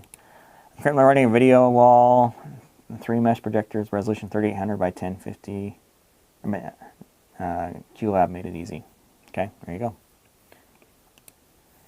Nimble streamer receiving SRT and transcoding SDI is a good way to bring remote video into a production workflow to whoever was asking about that before. Yeah, there you go. What would be your suggestions for training a team to run a setup within an organization? I don't know that I have a great answer to that question. Practice. And more than anything, yeah, just practice. Yeah. When searching for a server motherboard or a TrueNAS server where 2 people could edit for up 4K sources concurrently, does the server need M2 in addition to SSDs, mechanical hard drives? Well, with a hard drive, that's going to depend on how you've got them set up, what kind of an array you have them in, and whether you've got a decent amount of memory cache in front of it or SSD cache in front of it. That's something you just got to kind of work out. There's not really a do this kind of solution. So, what exactly is latency? Oh, LANC again. I've seen the 3.5mm put on Blackmagic for LANC, but never really looked into it. So it's generally used for zoom controllers, but it's really meant as just a kind of a camera control protocol. Sony uses it, Canon uses it, Blackmagic kind of uses it. But like the zoom controllers that I have for my cameras, that's what they connect over LANC. It's kind of a limited protocol. Like, for example, one of the issues that I ran into with them is the zoom commands only have 7 possible speeds. So slowest to fastest, there's only 7 possible values, which means that when people use the little zoom rockers that are variable speed, they only have 7 speeds that they can actually do on a camera. And if you don't get to your finger in the exact right position, it can jump between 2 different speeds, and it's really jarring. And so as a result, I have moved to push button zoom controllers rather than the rockers. So I started out on rockers and just got super frustrated with the shots just not looking good because of that changing speeds. But LANC is the protocol that's used by a lot of Sony and Canon. So yeah. What is a PTZ setup? So I've been using Sony SRG 300 SEs. The image quality on those things is not great indoors. Outdoors it's fine. Indoors the picture is just not great, and as a result I use them less than I used to. The newer Sonys are much better. I know there's other options out there. Canon, their PTZs are quite good. A little spendy, but they're quite good. I know PTZ Optics makes some decent ones. Yeah. But I try to stick with the same brand of cameras. Like that way I don't have, switch between cameras and all the colors go wonky on you. It's really, really hard to get the colors to match between two cameras from different manufacturers. It can be even hard within the same manufacturer, as proved by this ZV-E10 that I've got here, where I cannot make it match my Z90. But yeah, if you're going to be intermixing cameras, you definitely want to stay within the same brand. So, what is the difference between the microconverter 12G and the Teranex Mini SDI HDMI converter? I don't see a huge difference, but the prices are very far apart. The Teranex is supposed to do scaling, but I've never actually been able to make it do that. The Teranex, they have the audio inputs or outputs on them in addition to the SDI and HDMI. The Teranex ones can be rack mounted. They can be powered over PoE. You can put a LCD panel in front of them and actually see the video that's going through. You got some different options for audio. Like, for example, you can have one of them output time code if you want. For the most part, the microconverter is going to be good for a lot of different situations. And I'm going to have a pile of those things here in the studio. That's what I'm going to be using to convert from HDMI coming out of the cameras over to SDI to go over to the computer or switcher. And then I'm going to do bidirectional ones, and I use the SDI output on those to go to different monitors in the room. But the Teranex ones are supposedly built better, although the number of failures I've had on those the last little while, I sort of wonder if that's really the case. So, yeah. Any guess on the ATEM 4K 2ME Constellation release date? Maybe 2023 or 2024. I'm kind of thinking that's not going to happen, honestly. I mean, if they didn't announce it with the 4ME, the 4ME version, I don't know that we're going to see that. So I would love if we did. You know, that would be a perfect switcher for here in my studio, and I would be able to definitely make do with that in my trailer. And I like the lower power consumption of the smaller switchers. You know, in my trailer I have to be concerned with that, but I don't see it happening, if I'm being honest. So, yeah. Thank you for all the education you do. Great work. Thank you very much. Yeah. So, I do like sharing the things that I've learned. So, do you think Blackmagic will ever provide support for NDI in any of their ATEMs? I'm going to say no. And the main reason I say that now is because they've released the 2110 IP products. 2110 IP is uncompressed. They're obviously able to do it for pretty inexpensive. Like one of the products they announced was a converter that converts 3 SDI to 2110 IP and 3 IP back to SDI at the same time. So you're getting 6 conversions in a 1U 1/3 rack unit. I think for $495, if I remember right. That price is just insane. It's something NDI can't even begin to approach at this point. You're not going to get 6 converters at the NDI for $495. And the fact that it's uncompressed, yeah. So we're getting to the point now where 10 gig networking is relatively affordable, and so you can run quite a few different sources over an IP network. But yeah, I think that's the direction they're going to be moving, and I just don't see them ever doing NDI, especially with 2110. The licensing, NDI. Here's one of the interesting things about NDI. It's like you hear the new tech claiming all the time NDI is free to use. Well, it's only free to use for end users, but they charge quite a bit of money to the companies that they license it to. I won't say who, but when at NAB last year, not this year, but NAB last year, I was talking to a company that makes cameras, and they told me how much it costs to license NDI, and it was outrageously high. So I'm sure that's the main reason Blackmagic has not done it. Not just that, but also it's controlled by a competitor of theirs, and if they were to go down that path and they would ever get into some sort of disagreement with them, they could be kind of up a creek without a paddle, so to speak. So, yeah, I just don't see Blackmagic ever doing NDI. What are your thoughts on the Canon XA series cameras? I haven't used one personally, but I hear good things. So, yeah, if those cameras provide the right combination of features and image quality for you, go for it. So, yeah. What's your favorite fiber converter for SDI? Have you tried bidirectional SFPs? I just use the Blackmagic ones, the optical fiber, both older generations and the newer ones. I mostly use the older ones just because I bought a ton of those before the new ones came out. And they continue to work just fine. And I do use bidirectional SFPs heavily for networking. I have not done much with video. I know they work. I know they work for sure. I've talked to a lot of people who have used them. I do have a pair of them in my office waiting for me to get around to doing some testing with them, some review. I just haven't gotten to it just yet. But yeah, bidirectional is a great way to go if you need to keep your fiber strand count down. For me, that hasn't been an issue yet, so I'm just able to use the. So most of the fiber equipment I've invested actually came with the SFPs. So like my camera converters and my studio converter, they came with the SFPs, so I didn't have to buy them separate. It's only the optical fiber 12G that Blackmagic makes that I own that did not come with an SFP. So in most cases, I just use the SFPs I've already got. And if I was to use the BiDi ones, I'd have to go out and buy all new ones, which adds up really fast when you're talking about 6 or 8 cameras. So, but it's a great option. So yeah, they can work really well. Okay, what do you think about R50? What camera are you leaning toward for your studio? I did pick up an R50. I do own an R50. That was originally going to be the camera that I was going to try and use here in my studio. It's like I've been a Canon shooter in terms of photography for a long time, so I've got a whole pile of Canon lenses, and I was thinking it'd be really nice to be able to use those. So I looked at the R50. It's not going to work for this sort of workflow. You can't power it over USB. It will only charge the battery over USB when it's turned off.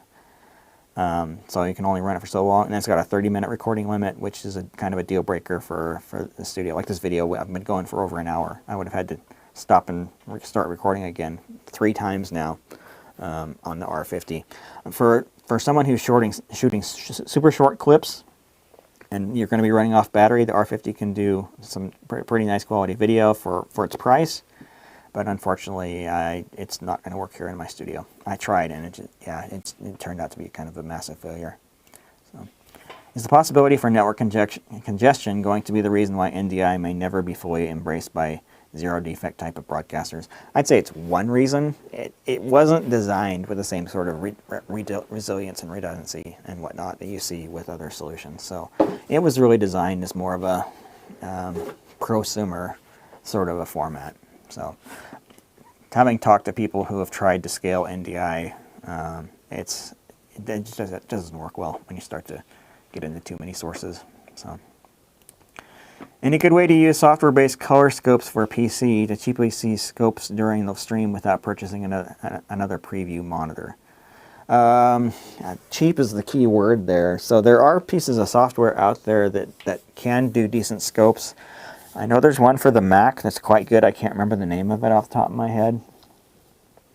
I'm sure somebody in the chat will speak up and say and mention what it is. I know it can work pretty well, but I remember it being expensive. If you want something relatively inexpensive, you can pick up a Video Assist monitor from Blackmagic. They have pretty decent collection of scopes on there, and the 5-inch 3G version's $500, which is not terrible, and it serves as a video monitor and a recorder as well. So, yeah, in terms of Windows PCs, I'm not even aware of anything that would let you do scopes in real time. Maybe you could in Resolve using the live preview feature. I haven't looked into that. That would probably actually work. So you could try DaVinci Resolve with an SDI capture card using the live something. I forget the name of the feature. There's a feature to let you view an incoming video signal rather than something that play back off your timeline. So, anyone attempted to run the Sony remote port protocol over fiber? It's the port that usually goes to the CCU or paint box. Normally a tracks, cable, and converter involved, but other ways. I don't know. I don't have an answer for that one. So, Panasonic agrees with NDI being free to the consumer. Well, yeah, they don't charge you. Well, yeah, and some of these companies will actually charge a license fee for NDI because it costs them money. You know, they're just passing on their costs to you, and like in some ways it's better because if you don't need it, you don't pay for it. So, yeah. Have you encountered any Remy productions with the trailer? What are your thoughts on Remy style production? If I remember right, that just basically means remote, and I've done quite a few remote stuff over Zoom. Correct me if I'm wrong on that. So, how do you decide when you include a vMix in a broadcast or exclusively rely on Blackmagic ATEMs? That is really a function of, well, vMix. I use vMix to extend the capability of the ATEMs. There's some stuff that vMix does that ATEMs can't, like for instant replay, for example. But I don't switch natively in vMix. Like I do IMAG enough that vMix is not a suitable solution for a lot of the, as a primary solution for a lot of the events that I do. I need that low latency of the ATEMs or hardware, just any hardware switcher, honestly. But I certainly do augment stuff with vMix. So yeah, you can use both together. I've heard the NDI license for a converter scaler box is about $350 per endpoint. That sounds about right based on what I've heard. Yeah, so ridiculously high if you ask me, because it's just a software license. They're not providing hardware for that. So I'm just getting into Dante and V, and wish Blackmagic would go in that direction, but I think it's more than NDI. I don't think it's more than NDI. I don't think the licensing on that is more than NDI. I need to reach out to my contact at Audinate to see what the licensing costs are on there. I'm sure I wouldn't be able to divulge it if I did, but I just need to kind of get a better idea from that myself. I know enough guys over there at Audinate that I should be able to get an answer to that without any real difficulty. If you were to invest in more 4K cameras for live events, would you add more PTZ like Sony SRG X400H or more Sony Z90? Hoping to invest correctly, torn between PTZs and pro camcorders. Unless you specifically need PTZs, just get the other camcorders, because you get a lot more camcorder for your money, a lot more camera for your money with the camcorders than you do with the PTZs. In order to get the same image quality from Sony PTZ that you get out of like this Z90, you're talking about the Sony BRC X1000, which is a $10,000 camera. So you're talking 3 times as much money just to add the PTZ capability and retain the image quality. The X400, or all those cameras in that range, the image quality is okay. It's not great. A much cheaper Sony camcorder is going to produce a much higher quality image than anything in the SRG line. You really have to step up to the BRC line in order to get good quality video out of Sony PTZs. Have you ever used the Ubiquiti light beams for PTP connection for Wi-Fi at a distance? I have. In fact, I've got an event coming up here in about 3 weeks where I'm going to be doing that, and it has always worked really well. So I've been very happy with that. Have you ever used AJA's equivalent to Blackmagic's microconverters? Their product range is an absolute minefield to get your head around, since they seem to literally have hundreds of variations. I've used a handful of the AJA stuff. Most of the time, I find other solutions that work just as well or better for less money. So, I mean, AJA tends to be more of a budget brand than some of the other ones out there. You know, they're closer to Blackmagic than they are like a Sony. But, yeah, if I'm going kind of on budget side of things, I'm just going to do Blackmagic most of the time. Or one of the alternatives. I've done a few from... I forget the name of the company. Their boxes are green and yellow. I forget. But I've done a few of their converters. They've worked all right. But definitely want to avoid the low-end Amazon no-name converters. Those things aren't very good. So, yeah. Okay. Get the impression they're probably more common in higher-end production facilities. I'm not sure what we're referring to there, but... Please, which is the best option to stream in Microsoft Teams? You have some tools. Thank you so much. In terms, I assume you mean like how to get video into Teams. So yeah, just a decent video capture device. Unfortunately, the Blackmagic ATEMs with the USB output, that video coming out of the USB looks terrible. It's so bad. It's kind of embarrassing that it's so bad.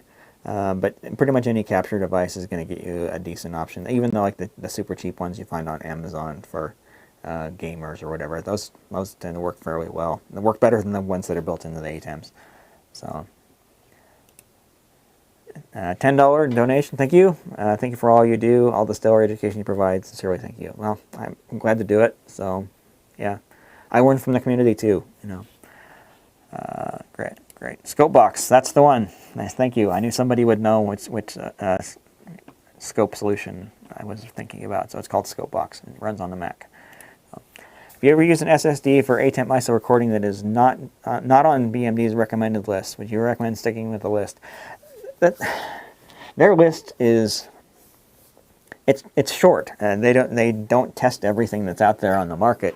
I mean, if you want to be sure that something's going to work, stick to the list. But there's a lot of other options that are not on the list that work just fine. We've talked several minutes ago in several conversations about the SanDisk Extreme Pro, and those work just fine.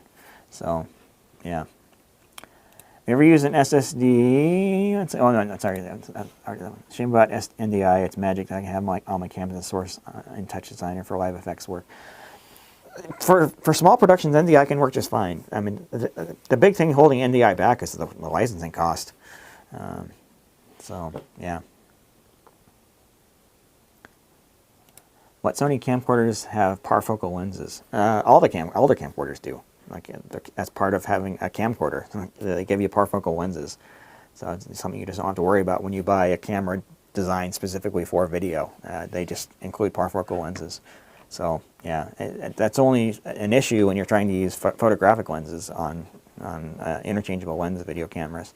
So yeah. Can you look at a schematic for a church setup to see if it makes sense and is the most efficient way to accomplish things? Yeah, just go to my website. I've got a contact me thing there for consulting work. I do that kind of thing. So yeah, you can just reach out to me there. The PTZ I have coming is the Sony IMX 415 1/2.8-inch Exmor R CMOS sensor. I'm not familiar with that model. Is that one of the newer ones? I'm only familiar with the SRG and the BRC lines. Yeah, I don't know. I wish I could give you an opinion, but I don't have one. 77 people, only 10 locks. Oh, a lot of broken thumbs, folks. And give me a thumbs up if you want. I don't expect it.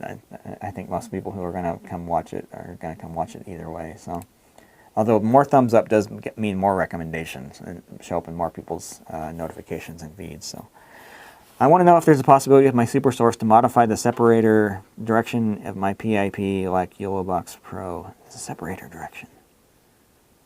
Not sure what you mean by that. A separator direction.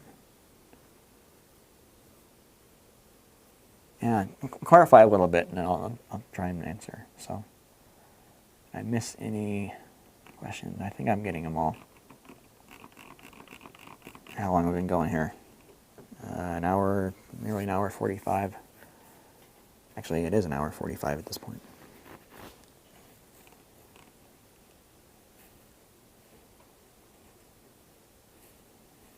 Bolin Dante AV PTZ camera D412.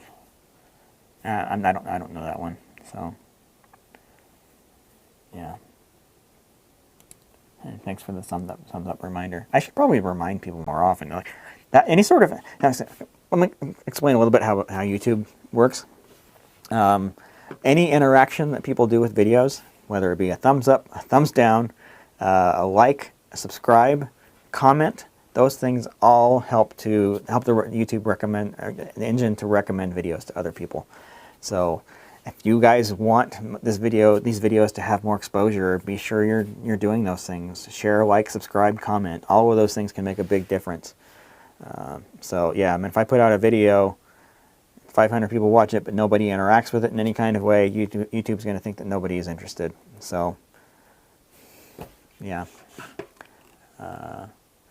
I don't personally care that much. I mean, it feels good to have videos be liked, but yeah, I don't necessarily need the income from this channel.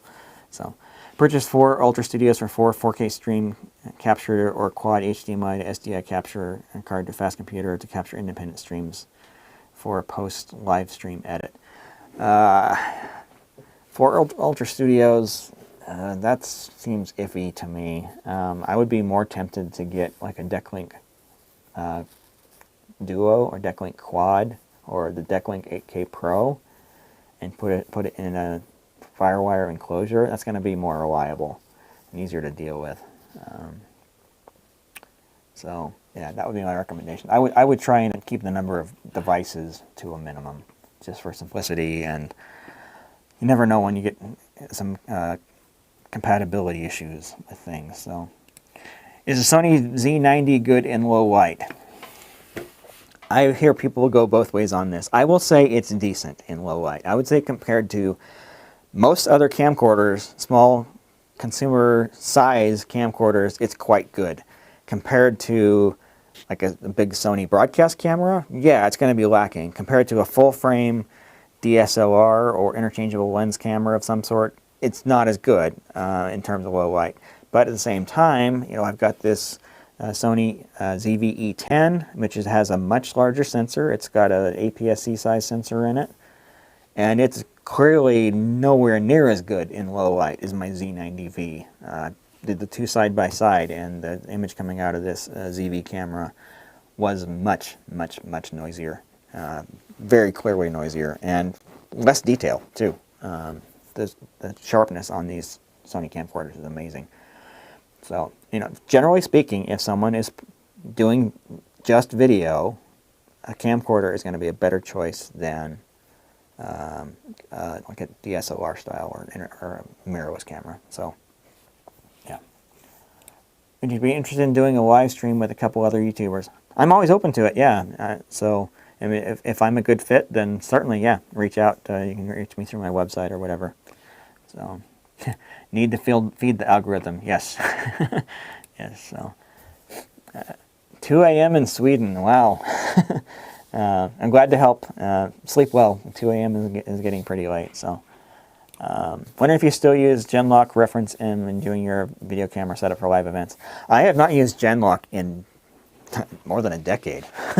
I haven't used Genlock since standard definition. So that was more of a thing back in the standard definition days, because frame synchronizers at that point were insanely expensive, and you either had to have a frame sync or a camera with Genlock. And yeah, so I used Genlock back in analog SD. I've never used Genlock in doing high def, so, or 4K. So you can reduce your latency by about a half a frame by going from frame sync to Genlock, but yeah, I just haven't. None of my cameras that I have support it, so it's only when I'm using other people's cameras, or technically my Ursa does have Genlock, but I've never used it that way. So yeah, $25 donation. Thank you so much, South Florida Sound. That's very much appreciated. Thanks for the help with the snake order. Yeah, glad to help out. So yeah. $10 from Eric for running nonstop for 106 minutes and counting. We'll see how much longer I can hold up. So this is an Aaron Perky length YouTube live stream. So I generally do like 2 hours when I do these. So it's not uncommon for me to go this long. I just don't do these as often. And Aaron's every Sunday. But so it seems like some of the questions build up. People just keep going and going and going. So I will say though, I shot a video here in the new studio a couple days ago. I've not released yet. It took me, the end video is going to be over an hour. It took me about 2 hours to shoot it. My voice was completely gone by the end. Completely gone. So I know I can't go more than about 2 hours straight without losing my voice. So yeah. Protocol out there for RTMP to SRT, and even now WebRTC has transmuxing and transcoding built in. They've just added Dante support, not as well known as Wowza, but seems more versatile and much cheaper. I think you're referring to another product, so you didn't mention it in that comment. So, all right, okay. 1 a.m. in London, getting late, bedtime. All right. If two devices are connected to an unmanaged, and then unmanaged switch is also connected to a router with DHCP, do the two devices always need to talk to the router each time they communicate? Okay, so let me think this through. 2 devices are connected to an unmanaged, and the unmanaged switch is also connected to a router with DHCP. The 2 devices always need to talk to the router each time they communicate. No, that's the advantage of a switch, even unmanaged switch. So switches are intelligent devices that know where to route traffic based on the MAC address of the devices that they're talking to. So yeah, if 2 devices are talking directly to one another on the network, on the local network, that traffic never even hits the router. It just goes through the switch. And yeah, so the last time I saw Genlock was 2002. I see all the inputs, but wasn't sure if it was still used anymore. It is absolutely still used, but it's generally in the higher end productions where the cameras have Genlock built into them. So, like broadcast television, they use Genlock everywhere. So, yeah. Yikes, unmanaged switch. Unmanaged switches are fine. Yeah, I mean, managed switches will do more, but unmanaged switches will do switching just fine. Not how switching works. The managed switch learns and forwards locally just like a managed switch can. VLANs can change that on the managed switch. So VLANs basically allow you to segment your network into smaller networks, which unmanaged switches can't do, but unmanaged switches do a really good job of making sure that network traffic that goes from one device to just the intended recipient and nowhere else, with a few exceptions like multicast and broadcast, but that's another discussion for another day. All right. Thanks for your knowledge and thoughts. Great to chat to others in the space. Yeah, you guys are interacting with each other a lot more than we have I've seen in the past, and I love that. So, let's see. Any tips on remote connection to systems? I assume you mean computers. Do you have a preferred client? Not these days. I mean, I used to use LogMeIn a lot, but then they got expensive. They're all expensive. They're all ridiculously expensive. If you're looking for something free, Google has their remote desktop client. It works okay. It's not super fast, but it is free. So, yeah. Been hearing a lot more about Genlock in virtual production articles, circles, some pretty epic stuff. Anyone seen Ghost Frame? No. What do you think about the JVC GX HC500U camcorders? I'm thinking about getting the B&H bundle, 3 camcorders with a remote controller. I haven't used that camera specifically. JVC has historically been pretty decent stuff, so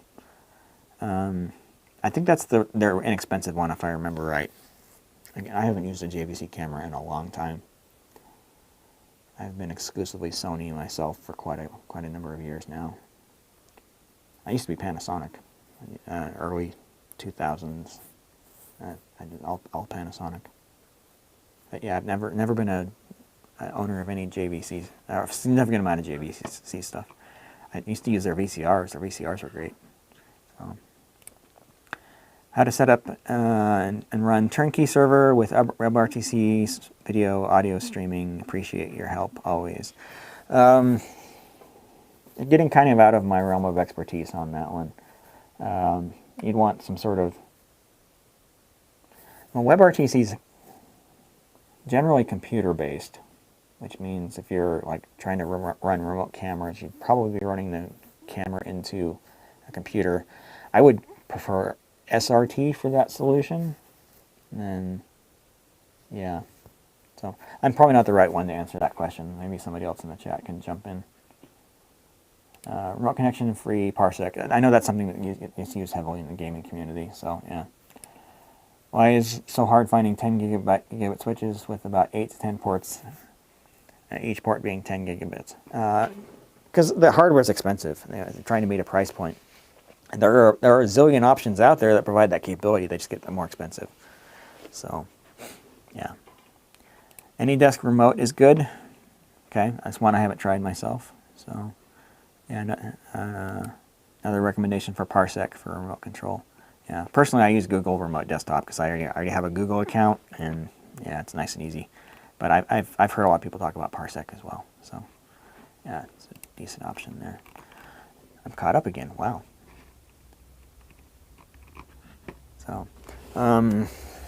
let's see. I can talk a little bit about what videos I have coming up. So, the video I just barely shot and I'm currently editing, and may find that I want to redo it, we'll see, is about IP networking. So I go into a lot of detail. Like I say, the end video is going to be about an hour long.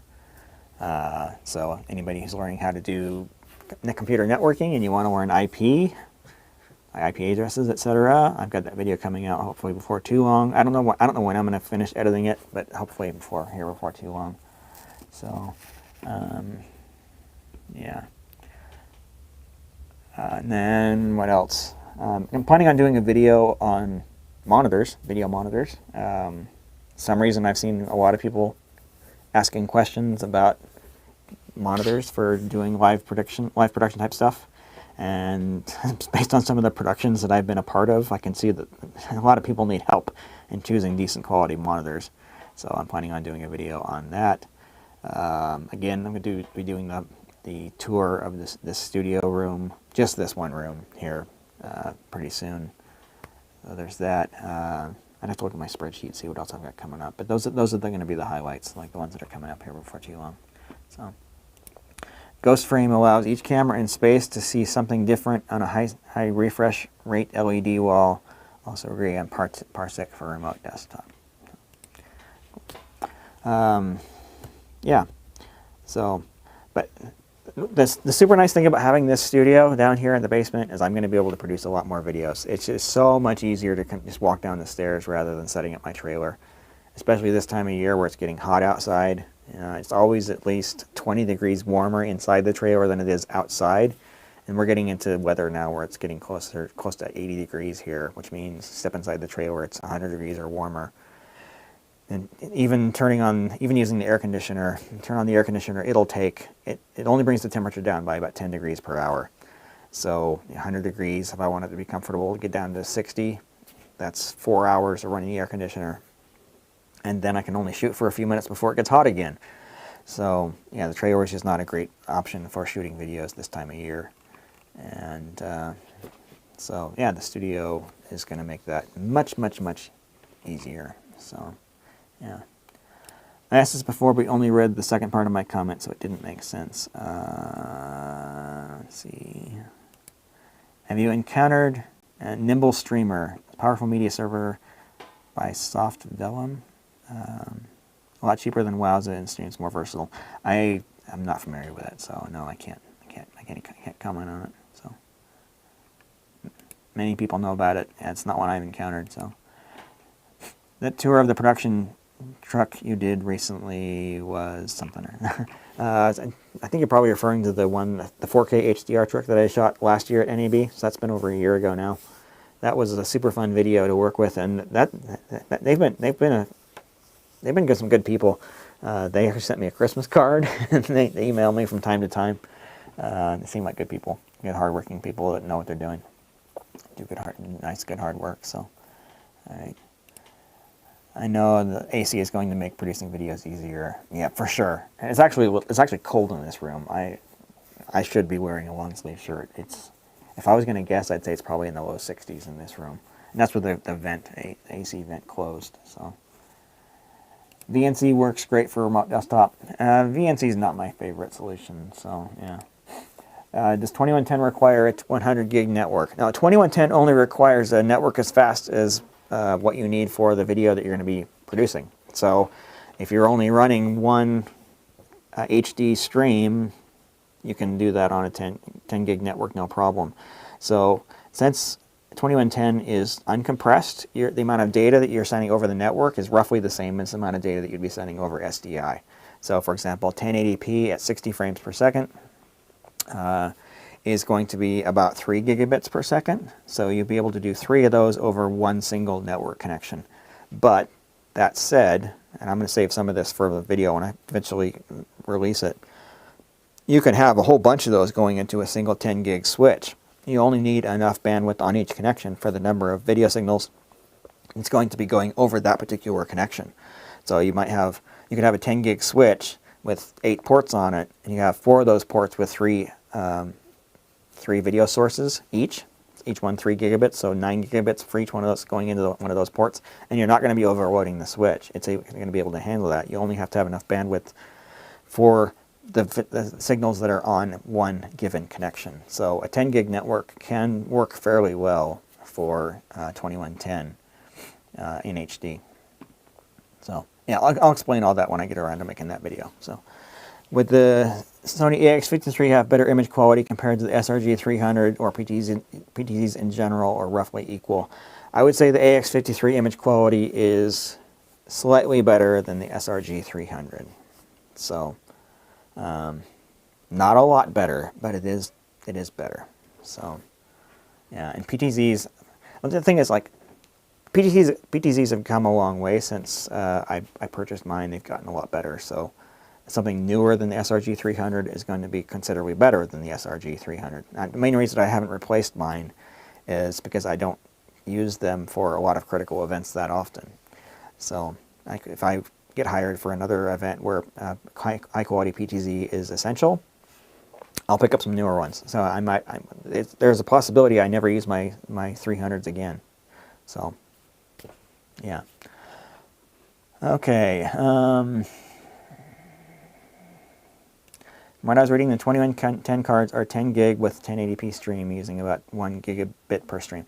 Again, it varies strictly based on how much bandwidth you need for the video signal. So 1080p 60 frames per second is roughly 3 gigabit. 1080p at 30 frames per second is going to be 1.5 gigabit. So 720p at 60 frames per second is 1.5 gigabit. 1080p at 24 frames per second is encoded at 1.5 gigabit. So it just the amount of bandwidth required is based on what video signal you're actually sending through it. So you can just do it's relatively simple math. So you multiply the bit rate times the number of sources that you're going to be passing through a connection, and that gives you the amount of bandwidth that you need. Plus you need a little bit of additional headroom, but that gives you a pretty rough idea how much you're talking about. The other thing is, like 10 gig networks and even gig networks, they're full duplex, so you're able to send the full speed in both directions simultaneously. So a 10 gig connection allows you to send 10 gig up and 10 gig down at the same time over a single wire. So there's that. Yeah. Any recommendations for studio monitors, i.e. speakers? You got to let me know your budget on that one, because that varies a lot. I love my Genelex. I've got Genelex in my trailer. I've got Genelex in my office. I'm going to have Genelex in my recording studio down here when I finally get that built out. But they're expensive. There are some other ones out there. If you're looking for something smaller and less expensive, the iLoud, what do they call those? I think iLoud is actually the model. I've heard really good things about those. There's some other ones from other manufacturers that are kind of in that $200 to $500 range per pair that are pretty decent. I'd have to go look and see what other options are out there, but there's some, you can get some pretty decent monitors for a relatively affordable price these days. So, do you ever deal with media servers for ingest or streaming, or is that beyond the scope of what you usually deal with? Well, I mean, I don't have a media server in and of itself, so not something that I deal with on a regular basis. No. So yeah, it does make more sense. Would have been more like a 1080p 30 rating then. Math made easy. Yeah, so 1080p 1.5 gigabit. So you just do the math. So yeah. I guess I already did that one, so clear those off. It seems like things are kind of slowing down a little bit, so it might be time to start considering wrapping things up. I can tell my voice is starting to get a little bit tired. I'll grab a little bit of water here. So what do you guys think of the studio? You like it? I certainly do, that's for sure. Again, a proper tour here is coming before too long. But yeah, so I've tried to make this as versatile a space as I possibly can, and take advantage of different options for saving floor space. For example, these cameras are actually on microphone stands because they use a lot less. They take up a lot less space on the floor than a traditional tripod. So I'll show all that in a tour. But everything's meant to be moved around. I've got places for all these things to connect. everywhere in the walls here. So when I actually get my recording studio set up, I'll just be able to plug in power and an SDI in several different places in the room and not have to have cables running everywhere where they're going to get stepped on and tripped over and whatnot. So try to keep it simple and clean and flexible, and yeah. So let's see, is there a manual refresh on here? I don't know if there is. So I'm using H2R graphics for the chat. Yeah, there we go, a whole bunch. And it only goes to check for updates every minute. So +1 on the Gen X. Got a pair of 8020s in the university I work in recently, and they sound great.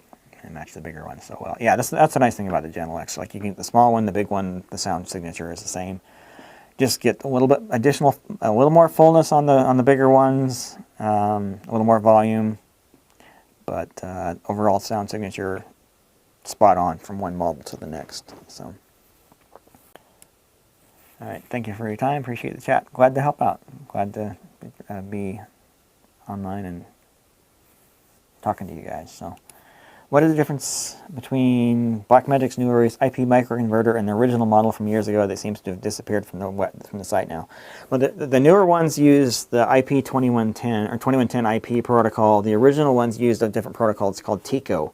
They're not compatible with one another whatsoever. So totally different products. Yeah. How often do you have to tell people no drinks or food near my gear? Most people just know that. It's never been an issue. The one thing that does tend to happen, though, it's like when we're working outdoor events, especially in the summer, because my trailer is air conditioned, or the equipment from the heat from the equipment keeps the inside warm. People kind of tend to congregate in the trailer when it comes to mealtime. So, yeah. But I've never had an issue. I do request that people keep drinks in bottles, which is not really a problem.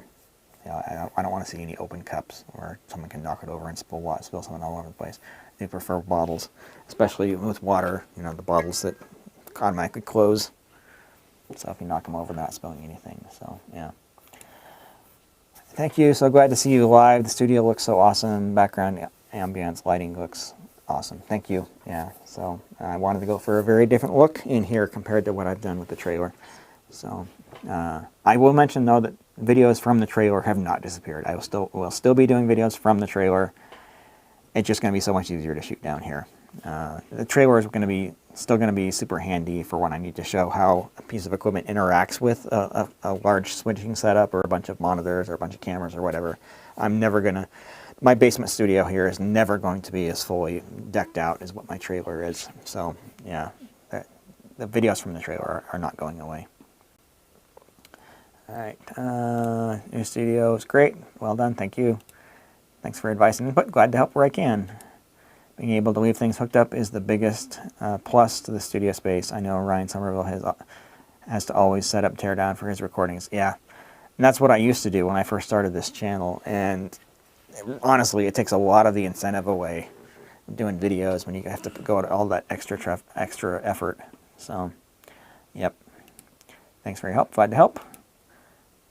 Looks great. Looking forward to the tour. Yeah, it's coming soon. So, do you get gear services semi-regularly, or really when you experience issues? Oh, service regularly. Okay. Generally, I don't bother to send stuff off to have it serviced. Most of the service work I do myself, and general cleaning and that kind of stuff. Things are a little different now than they used to be. Back in the days of analog, things would go out of spec all the time. You had to have them serviced just to make sure that the video images coming out of it are what they're supposed to be. And these days are all digital. That just doesn't really happen anymore. So, yeah, so these days it's more about cleaning and whatnot. And, yeah, we record on memory cards now, so we don't have to worry about cleaning heads on VCRs and things like that. Yeah. All right. Do you know if the Blackmagic Broadcast G2 is any good for sports production? That is a great camera for sports production. It's going to cost you a fortune in lenses, though. So just remember it's going to be expensive, and you'll be good to go. But yeah, it's a great camera for that kind of thing. I did learn that Resolume gives 50% off for nonprofits. Nice, very cool. And yeah, again, some more chatter amongst people who are watching here on the channel. So, all right. Well, considering my voice is starting to go, I probably should really start thinking about wrapping this up. What kind of videos do you guys want to see on the channel? Am I doing a decent job of fulfilling your desires and what you're curious about? Most of my ideas for videos come as a result of interaction I have with people who watch the channel. Like right now, recently, I've seen a lot of people asking. I've had a lot of people asking me about video monitors. It's like, okay, time to do a video about video monitors. So yeah. Their $10 donation. Thank you. Thank you for all you do. Your knowledge is amazing. Please keep the videos coming. I'm not going anywhere anytime soon, guys. I just spent the last 5-6 months building out this studio space in the basement. I intend to use it. So, yeah. But thanks for the donation. I really appreciate that. So, I know I've mentioned this on the channel before, but like the money that I get from this channel, it goes directly back into the channel. So I've never looked at this channel as a source of income for me. Yeah, I use it to improve the quality of the videos by getting new equipment for the channel, or building out the studio rooms, or purchasing equipment for review. A lot of the stuff that I review, I don't do a ton of reviews, but most of the stuff that I review is stuff that I buy for my own use. But there have occasionally been things that I've bought just because I wanted to review them for the channel, and without having income from the channel, I just couldn't possibly do that. So, if you build your own cables, how much do you pay for SDI ends? My build cost me about $400 in ends and about $20 in cable. So I use, for most of my stuff, and including what I've done here in this studio, I use the Belden 1505A cable. That even works well for 12 gig SDI for moderate distances. So, and I almost always get the cable on eBay. I'm able to find 1,000-foot spools for about $300, which that's pretty cheap. And then the ends, I use ones from Canary, BCP B4F, which I buy 100 at a time from Full Compass, and when I buy them in that kind of quantity, it costs me about $2.20 per. So far cheaper than having somebody else make them. Far, far cheaper than having somebody else make them. So, yeah. Yep. How often do you ever do post-live or post-live stream edits for clients? Do you always record all feeds at highest resolutions in the event? Do you do a post-live edit? Most of the time, the edits is really just a matter of trimming beginning and end, and maybe a small correction here or there in the middle. It's rare that I will go back and do much editing beyond that. I have done it. There was a concert I shot a number of years ago. Like, they wanted me to re-edit the whole thing. We did, I think it was 8 cameras for that, and I had to re-edit the whole thing. That was kind of a nightmare. I did make more on the edits than I did shooting the event, but I'm not a big fan of editing. You know, if I had somebody that I could pay to do my editing for me, I would probably take more of that kind of stuff on. But for the most part, I try to avoid editing. In terms of what resolution I shoot at, most of the time I just shoot at 1080p. I have done a few times where I've done record in 4K and switch and stream in 1080p. But I have yet to have ever had a client actually ask me for 4K. So most of the time I just shoot in 1080 to keep the media cost down, and setup as well, because Blackmagic doesn't have a 4K version of the camera converter that I use. If I want to shoot and switch in 4K, it takes me a lot longer to set up. I've got to run multiple fibers to each camera, like one for the 4K feed and then one for the 1080p return and intercom. And yeah, it just takes a lot of extra time and a lot more space on recording media and whatnot. So yeah, so I mean, 1080p is what I do for clients almost exclusively. take a look at Theatrix range of video converters. If you've never heard of them, they make HDMI, SDI converters like Blackmagic, but much more regularly built and have built-in power supplies. Very cool. I'll take a look for sure. PowerCon is a good option for harsher environments. Okay, very cool. So for those who are not familiar with PowerCon, it's a push, or it's a twist and lock connector for power.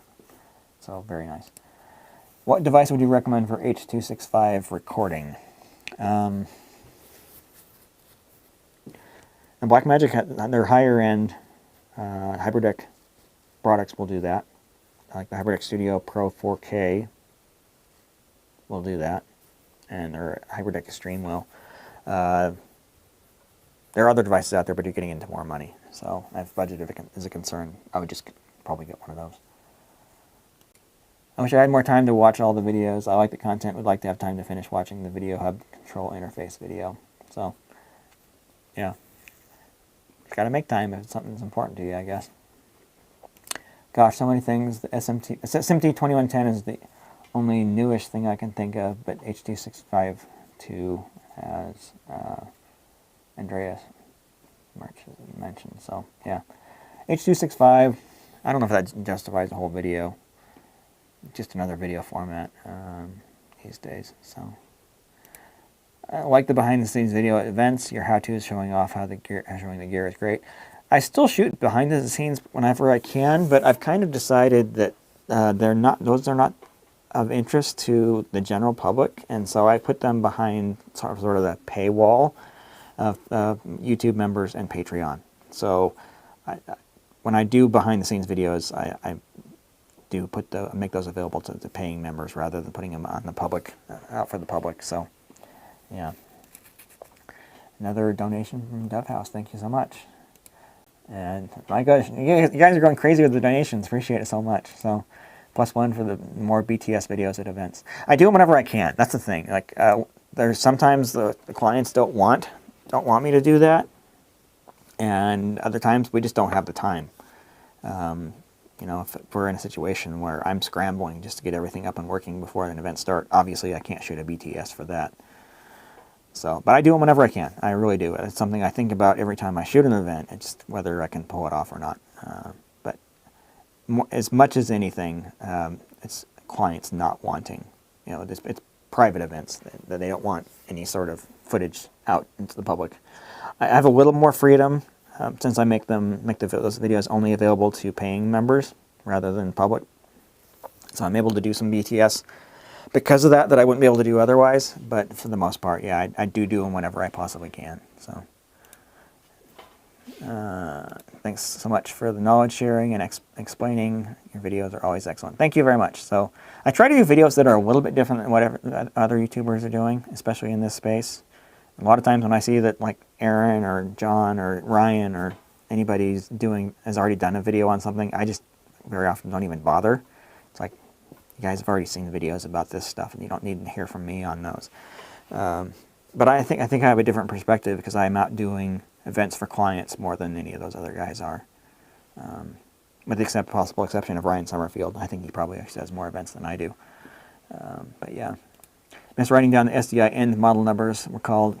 Can you repeat that, please? Okay, so the ends that you use are going to be specific to the cable that you use. So in my case, I use Belden 1505-1505A cables with Canare, C-A-N-A-R-E, BCP-B4F connectors. But just make sure you're matching up the right connector with the right cable, and you should be good to go. So, I imagine such products are quite niche, but have you ever used SDI over Cat5 converters? I suppose they would be handy on sites where there's already plenty of RJ45 ports distributed around a space. I do fiber myself, but SDI over Cat5. Have I seen any products that actually do that directly? Most of the Cat5 products are HDMI. The tricky part about those is if you're in a space that already has RJ45 ports, they're probably plugged into a network switch somewhere, which means most of these products don't actually even work in that environment. So, yeah, it's going to be only in situations where you know that this port goes from here to here, where that's really going to be helpful, and that just doesn't tend to be the space in real-world venues. So, yeah. Will you be doing any reviews on Vaxxis equipment? I mean, if there's interest, and it's something I can afford to bring in. So, what are your thoughts on the FX6 PTZ camera review in the future? That seems like a pretty cool camera. I would love to bring one in. It's a little expensive for me to purchase just for review. This channel doesn't bring in that much money. Someone wants to pay for a rental, or wants to loan me one, I would be happy to take the time to review it. So, yeah, I could look into what it costs to rent one, but again, it's got to be something that there's enough interest in to justify that. Even renting stuff, things get expensive. So, I should probably mention this though. There's been quite a few times when I have rented equipment using some of the money that comes in from the channel, and just find that it's not worth my time to make a video on it. It's just not as good as what I'm hoping it to be, or I can't do a unique spin on it. Like, for example, the Blackmagic Studio cameras. I've actually rented those a couple times, spent like an entire weekend playing with them, and ended up not making a video because I didn't think there was anything new that I could add other than what people had already said. Or in some cases, not necessarily in the case of that, but in the case of other pieces of equipment where I can't find much positive to say about something, and it's just not worth my time. So, wondering if NDI cameras connected to software switchers like vMix, straight NDI signal versus no more capture cards, would still have the latency compared to SDI Blackmagic hardware systems. Yeah, and the very nature of NDI is going to have more latency than an SDI. And then let me explain a little bit about how software-based switchers work, because it is very different than the way hardware switchers work, and there's a reason that all the software-based switchers actually have quite a bit more latency. So the way these capture cards work, so you've got an SDI capture card or got NDI or whatever, the way they work is they will capture an entire frame of video before passing it over to the software. So what the software receives, is a complete video frame, the entire frame all at once. It's not received progressively from top to bottom. So essentially, before the software even gets the opportunity to do anything with one of the video frames, the entire frame has to have been received. You know, that's the way these video protocols work, NDI, SDI, HDMI, whatever.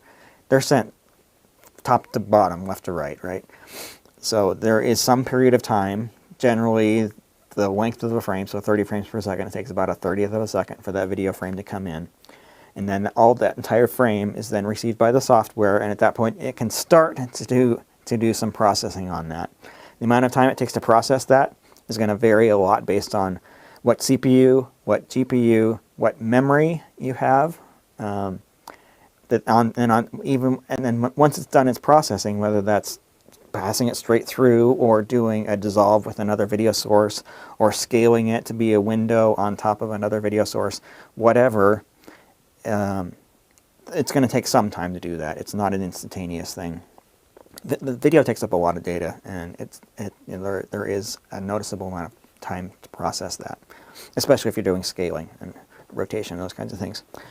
So once it's done the processing, it then has to assemble the complete video frame in order to go to the output. So the output on a card can only operate once it has an entire frame of video. So the software says, here's the next frame of video that needs to go to the output, so it sends that over complete. So the output on your computer can't even start sending that video frame to the output until the entire frame has been built. On top of that, you could have a varying amount of latency based on the timing of the input versus the output. So video comes in at a very steady pace. So 30 frames per second. Every 30th of a second, you're getting a video frame. Same thing on the output. You have to be generating a new video frame every 30th of a second. And the timing of when those frames start might be very different, might be really far off from where the end of a source frame is received. Therefore, the absolute minimum amount of latency that you get going through a computer-based switcher is 2.5 frames. Just the way that's the way that works. That's the absolute bare minimum. Typically, though, it's at least a couple of frames more than that. So you're looking at 4.5, 5, 6 frames from the time a video frame hits the input on a computer to the time it goes out the output on a computer.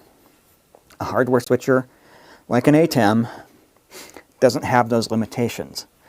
If a video source frame happens to be coming in at roughly the same time that the switcher is starting to send the output frame, it can do so with almost no latency.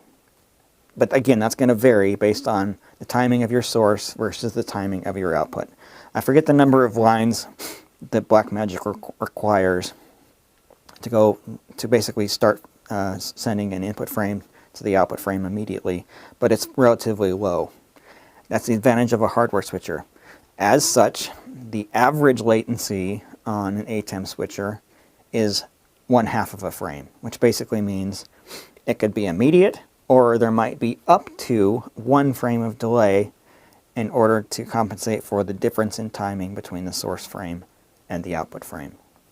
So, if someone is doing IMAG, where you need to have the minimum amount of latency from the time the light goes in the camera to the time it's coming off the projection screen, hardware switcher is really the only way to go.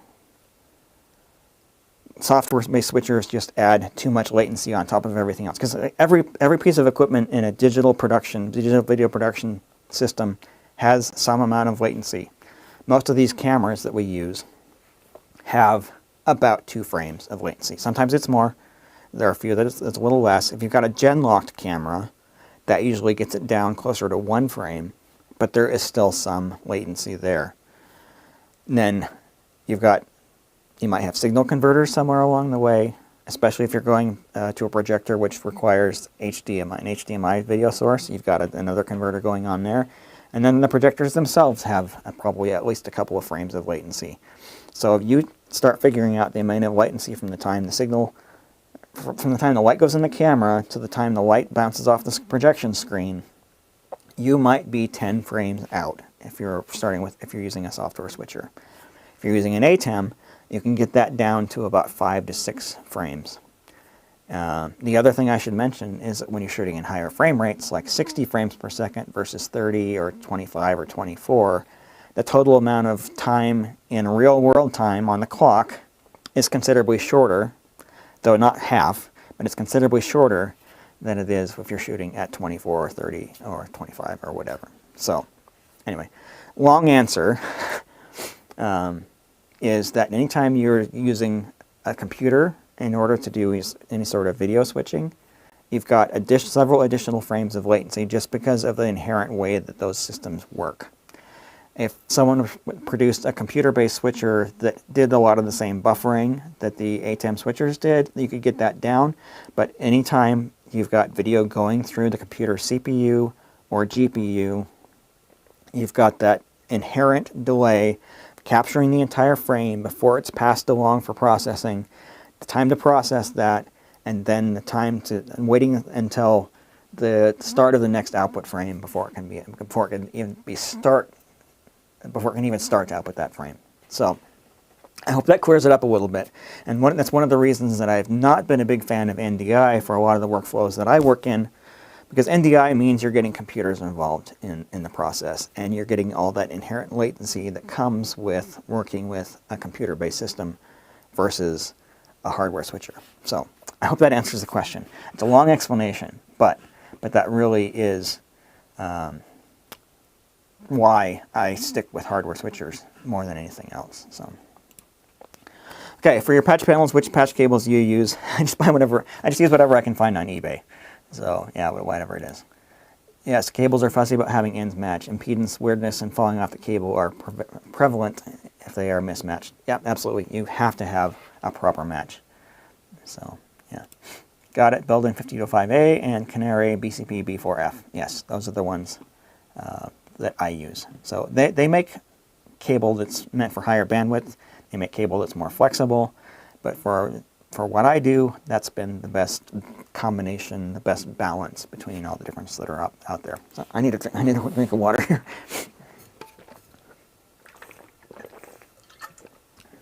Any thoughts on Speedify? And for people slated, since it's so cheap compared to dedicated bonding encoders, but I found it works really well running on a Raspberry Pi with a few 4G dongles. I have not used it myself. I did sign up for an account with them, and I never really did much with it. So I'm using more traditional bonding services. That's what they're purpose made for. So the tricky thing about something like Speedify, it wasn't inherently designed for video, and so you might find things that are getting out of sync across multiple connections, and it might have to deal with longer latency, longer buffering times in order to make sure that things get matched back up again. So NDI versus Decklink, tested this, and it's heavily dependent on network conditions. Best I've seen. Slightly lower latency on NDI and SDI, but much less reliable. Wouldn't use either for iMag. Yeah. So that is so much going to be dependent on hardware. But again, as I kind of explained a minute ago, anytime you're going through software, you've got more latency than you would have with a hardware-based switcher.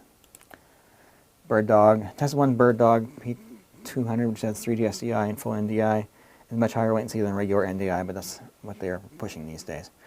Yeah, I mean, if latency is of concern, I wouldn't be using NDI. Not because NDI in and of itself necessarily has high latency, but just because everything else in that ecosystem adds a lot of latency.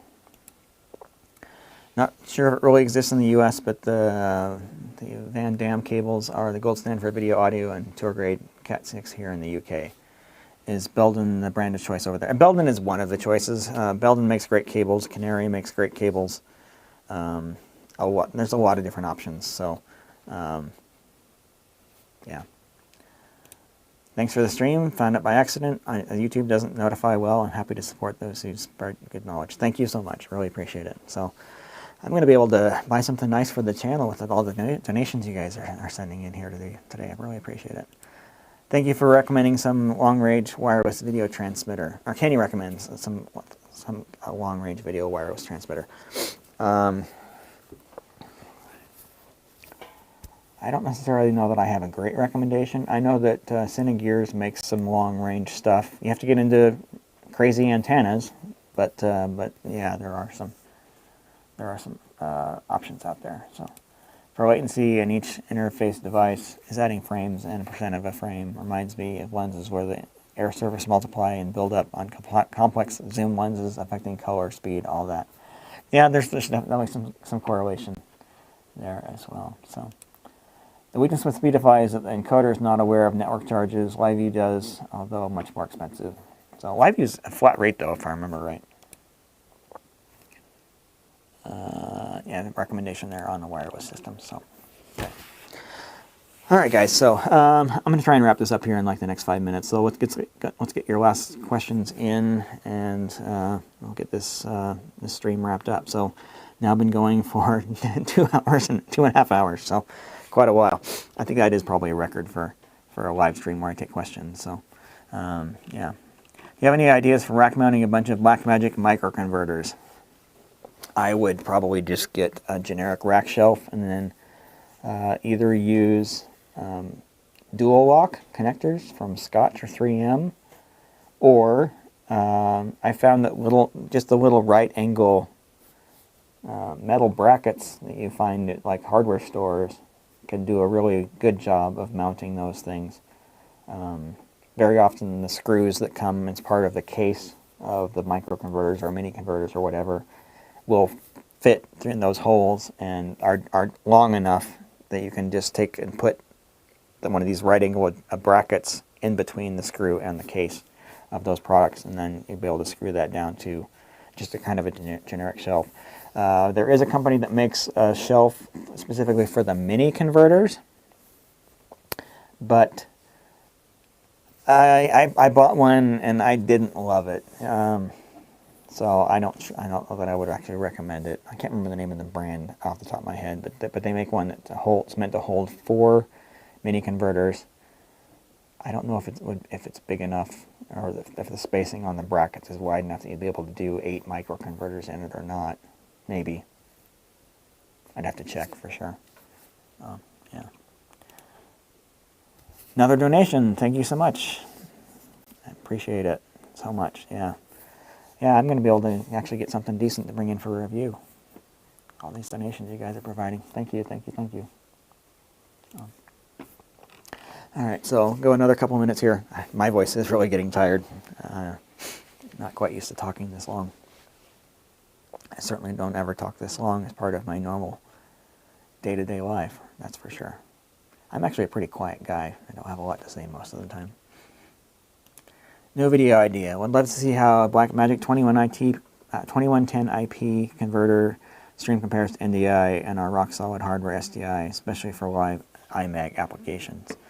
Something I'll consider. I can tell you a little bit about how that's going to go. The 2110 is going to have lower latency and higher quality because it's uncompressed. So, yeah. Yeah, the line of latency with the 2110 is basically negligible. NDI, New Tech quotes 16 lines of latency for NDI. I have never tested that to see how accurate that actually is. But again, it's going to be dependent on the particular equipment you're using. So, yeah. How do you deal with sync of multiple remote streams? I've heard embedding NTP SEI timecode into H streams is the way to go. That's not something I've had to deal with myself, nor something I've really researched, if I'm being honest. So, yeah, I don't have a good answer for you on that one. Sorry. Hadn't thought of using a small right angle bracket for those converters. I use zip ties for the moment, but I'm not excited about it. Yeah, zip ties. Yeah, that's not a solution I would love. The little right angle brackets, they work great. That's how I mounted all the converters in my trailer. Like all the monitors and everything in my trailer, you know, they're HDMI, and obviously my switcher is SDI. And so I've got converters behind every one of the monitors in my trailer going that way, and then converters going the other way for HDMI inputs, and they're all mounted to the wall using those little metal brackets. I haven't moved. I've never had to replace one. They've always been absolutely rock solid, even bouncing down the road. So, well over 100 events in the trailer, and they're all still exactly where I left them. So that solution has worked really well, and it's very cheap. Very, very cheap. So, yeah. Give myself a break here for a second.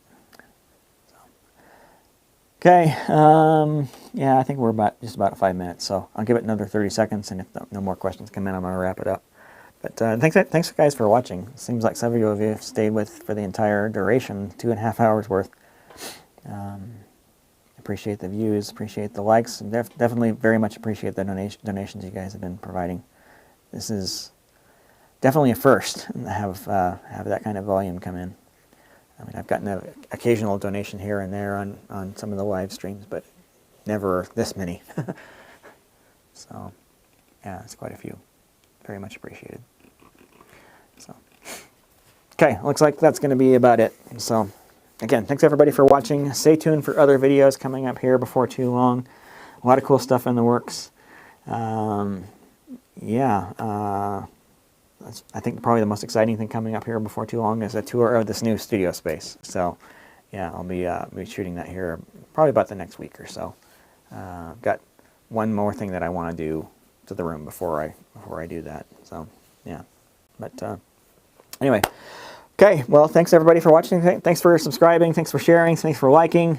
Thanks for your comments. All of the above. Very much appreciated. You guys make this channel possible. I mean, I'm here producing the content maybe, but it wouldn't be what it is without the support you guys show here on the channel as well. So, if you're new to the channel, please consider subscribing. I do video production related content around once a week, especially now that I have a dedicated studio space in my home to do so. And I do take requests on the sort of content that you want to see. So if there's a particular topic you'd like to see me cover, you can certainly share that in the comment section down below. Or even better yet, join us over on Discord. I have got my Discord server set up. You can get there at djp.li/discord. And there's a whole bunch of people from the video production community, not just me. A lot of people who know a lot about video, even know more than I do. Even though, yeah, so a lot of experience out there in the world, and people are happy to share that knowledge over there on the Discord server. So, but I think that's going to about do it for now. So thanks everybody for watching, and have a fantastic day. Doug out.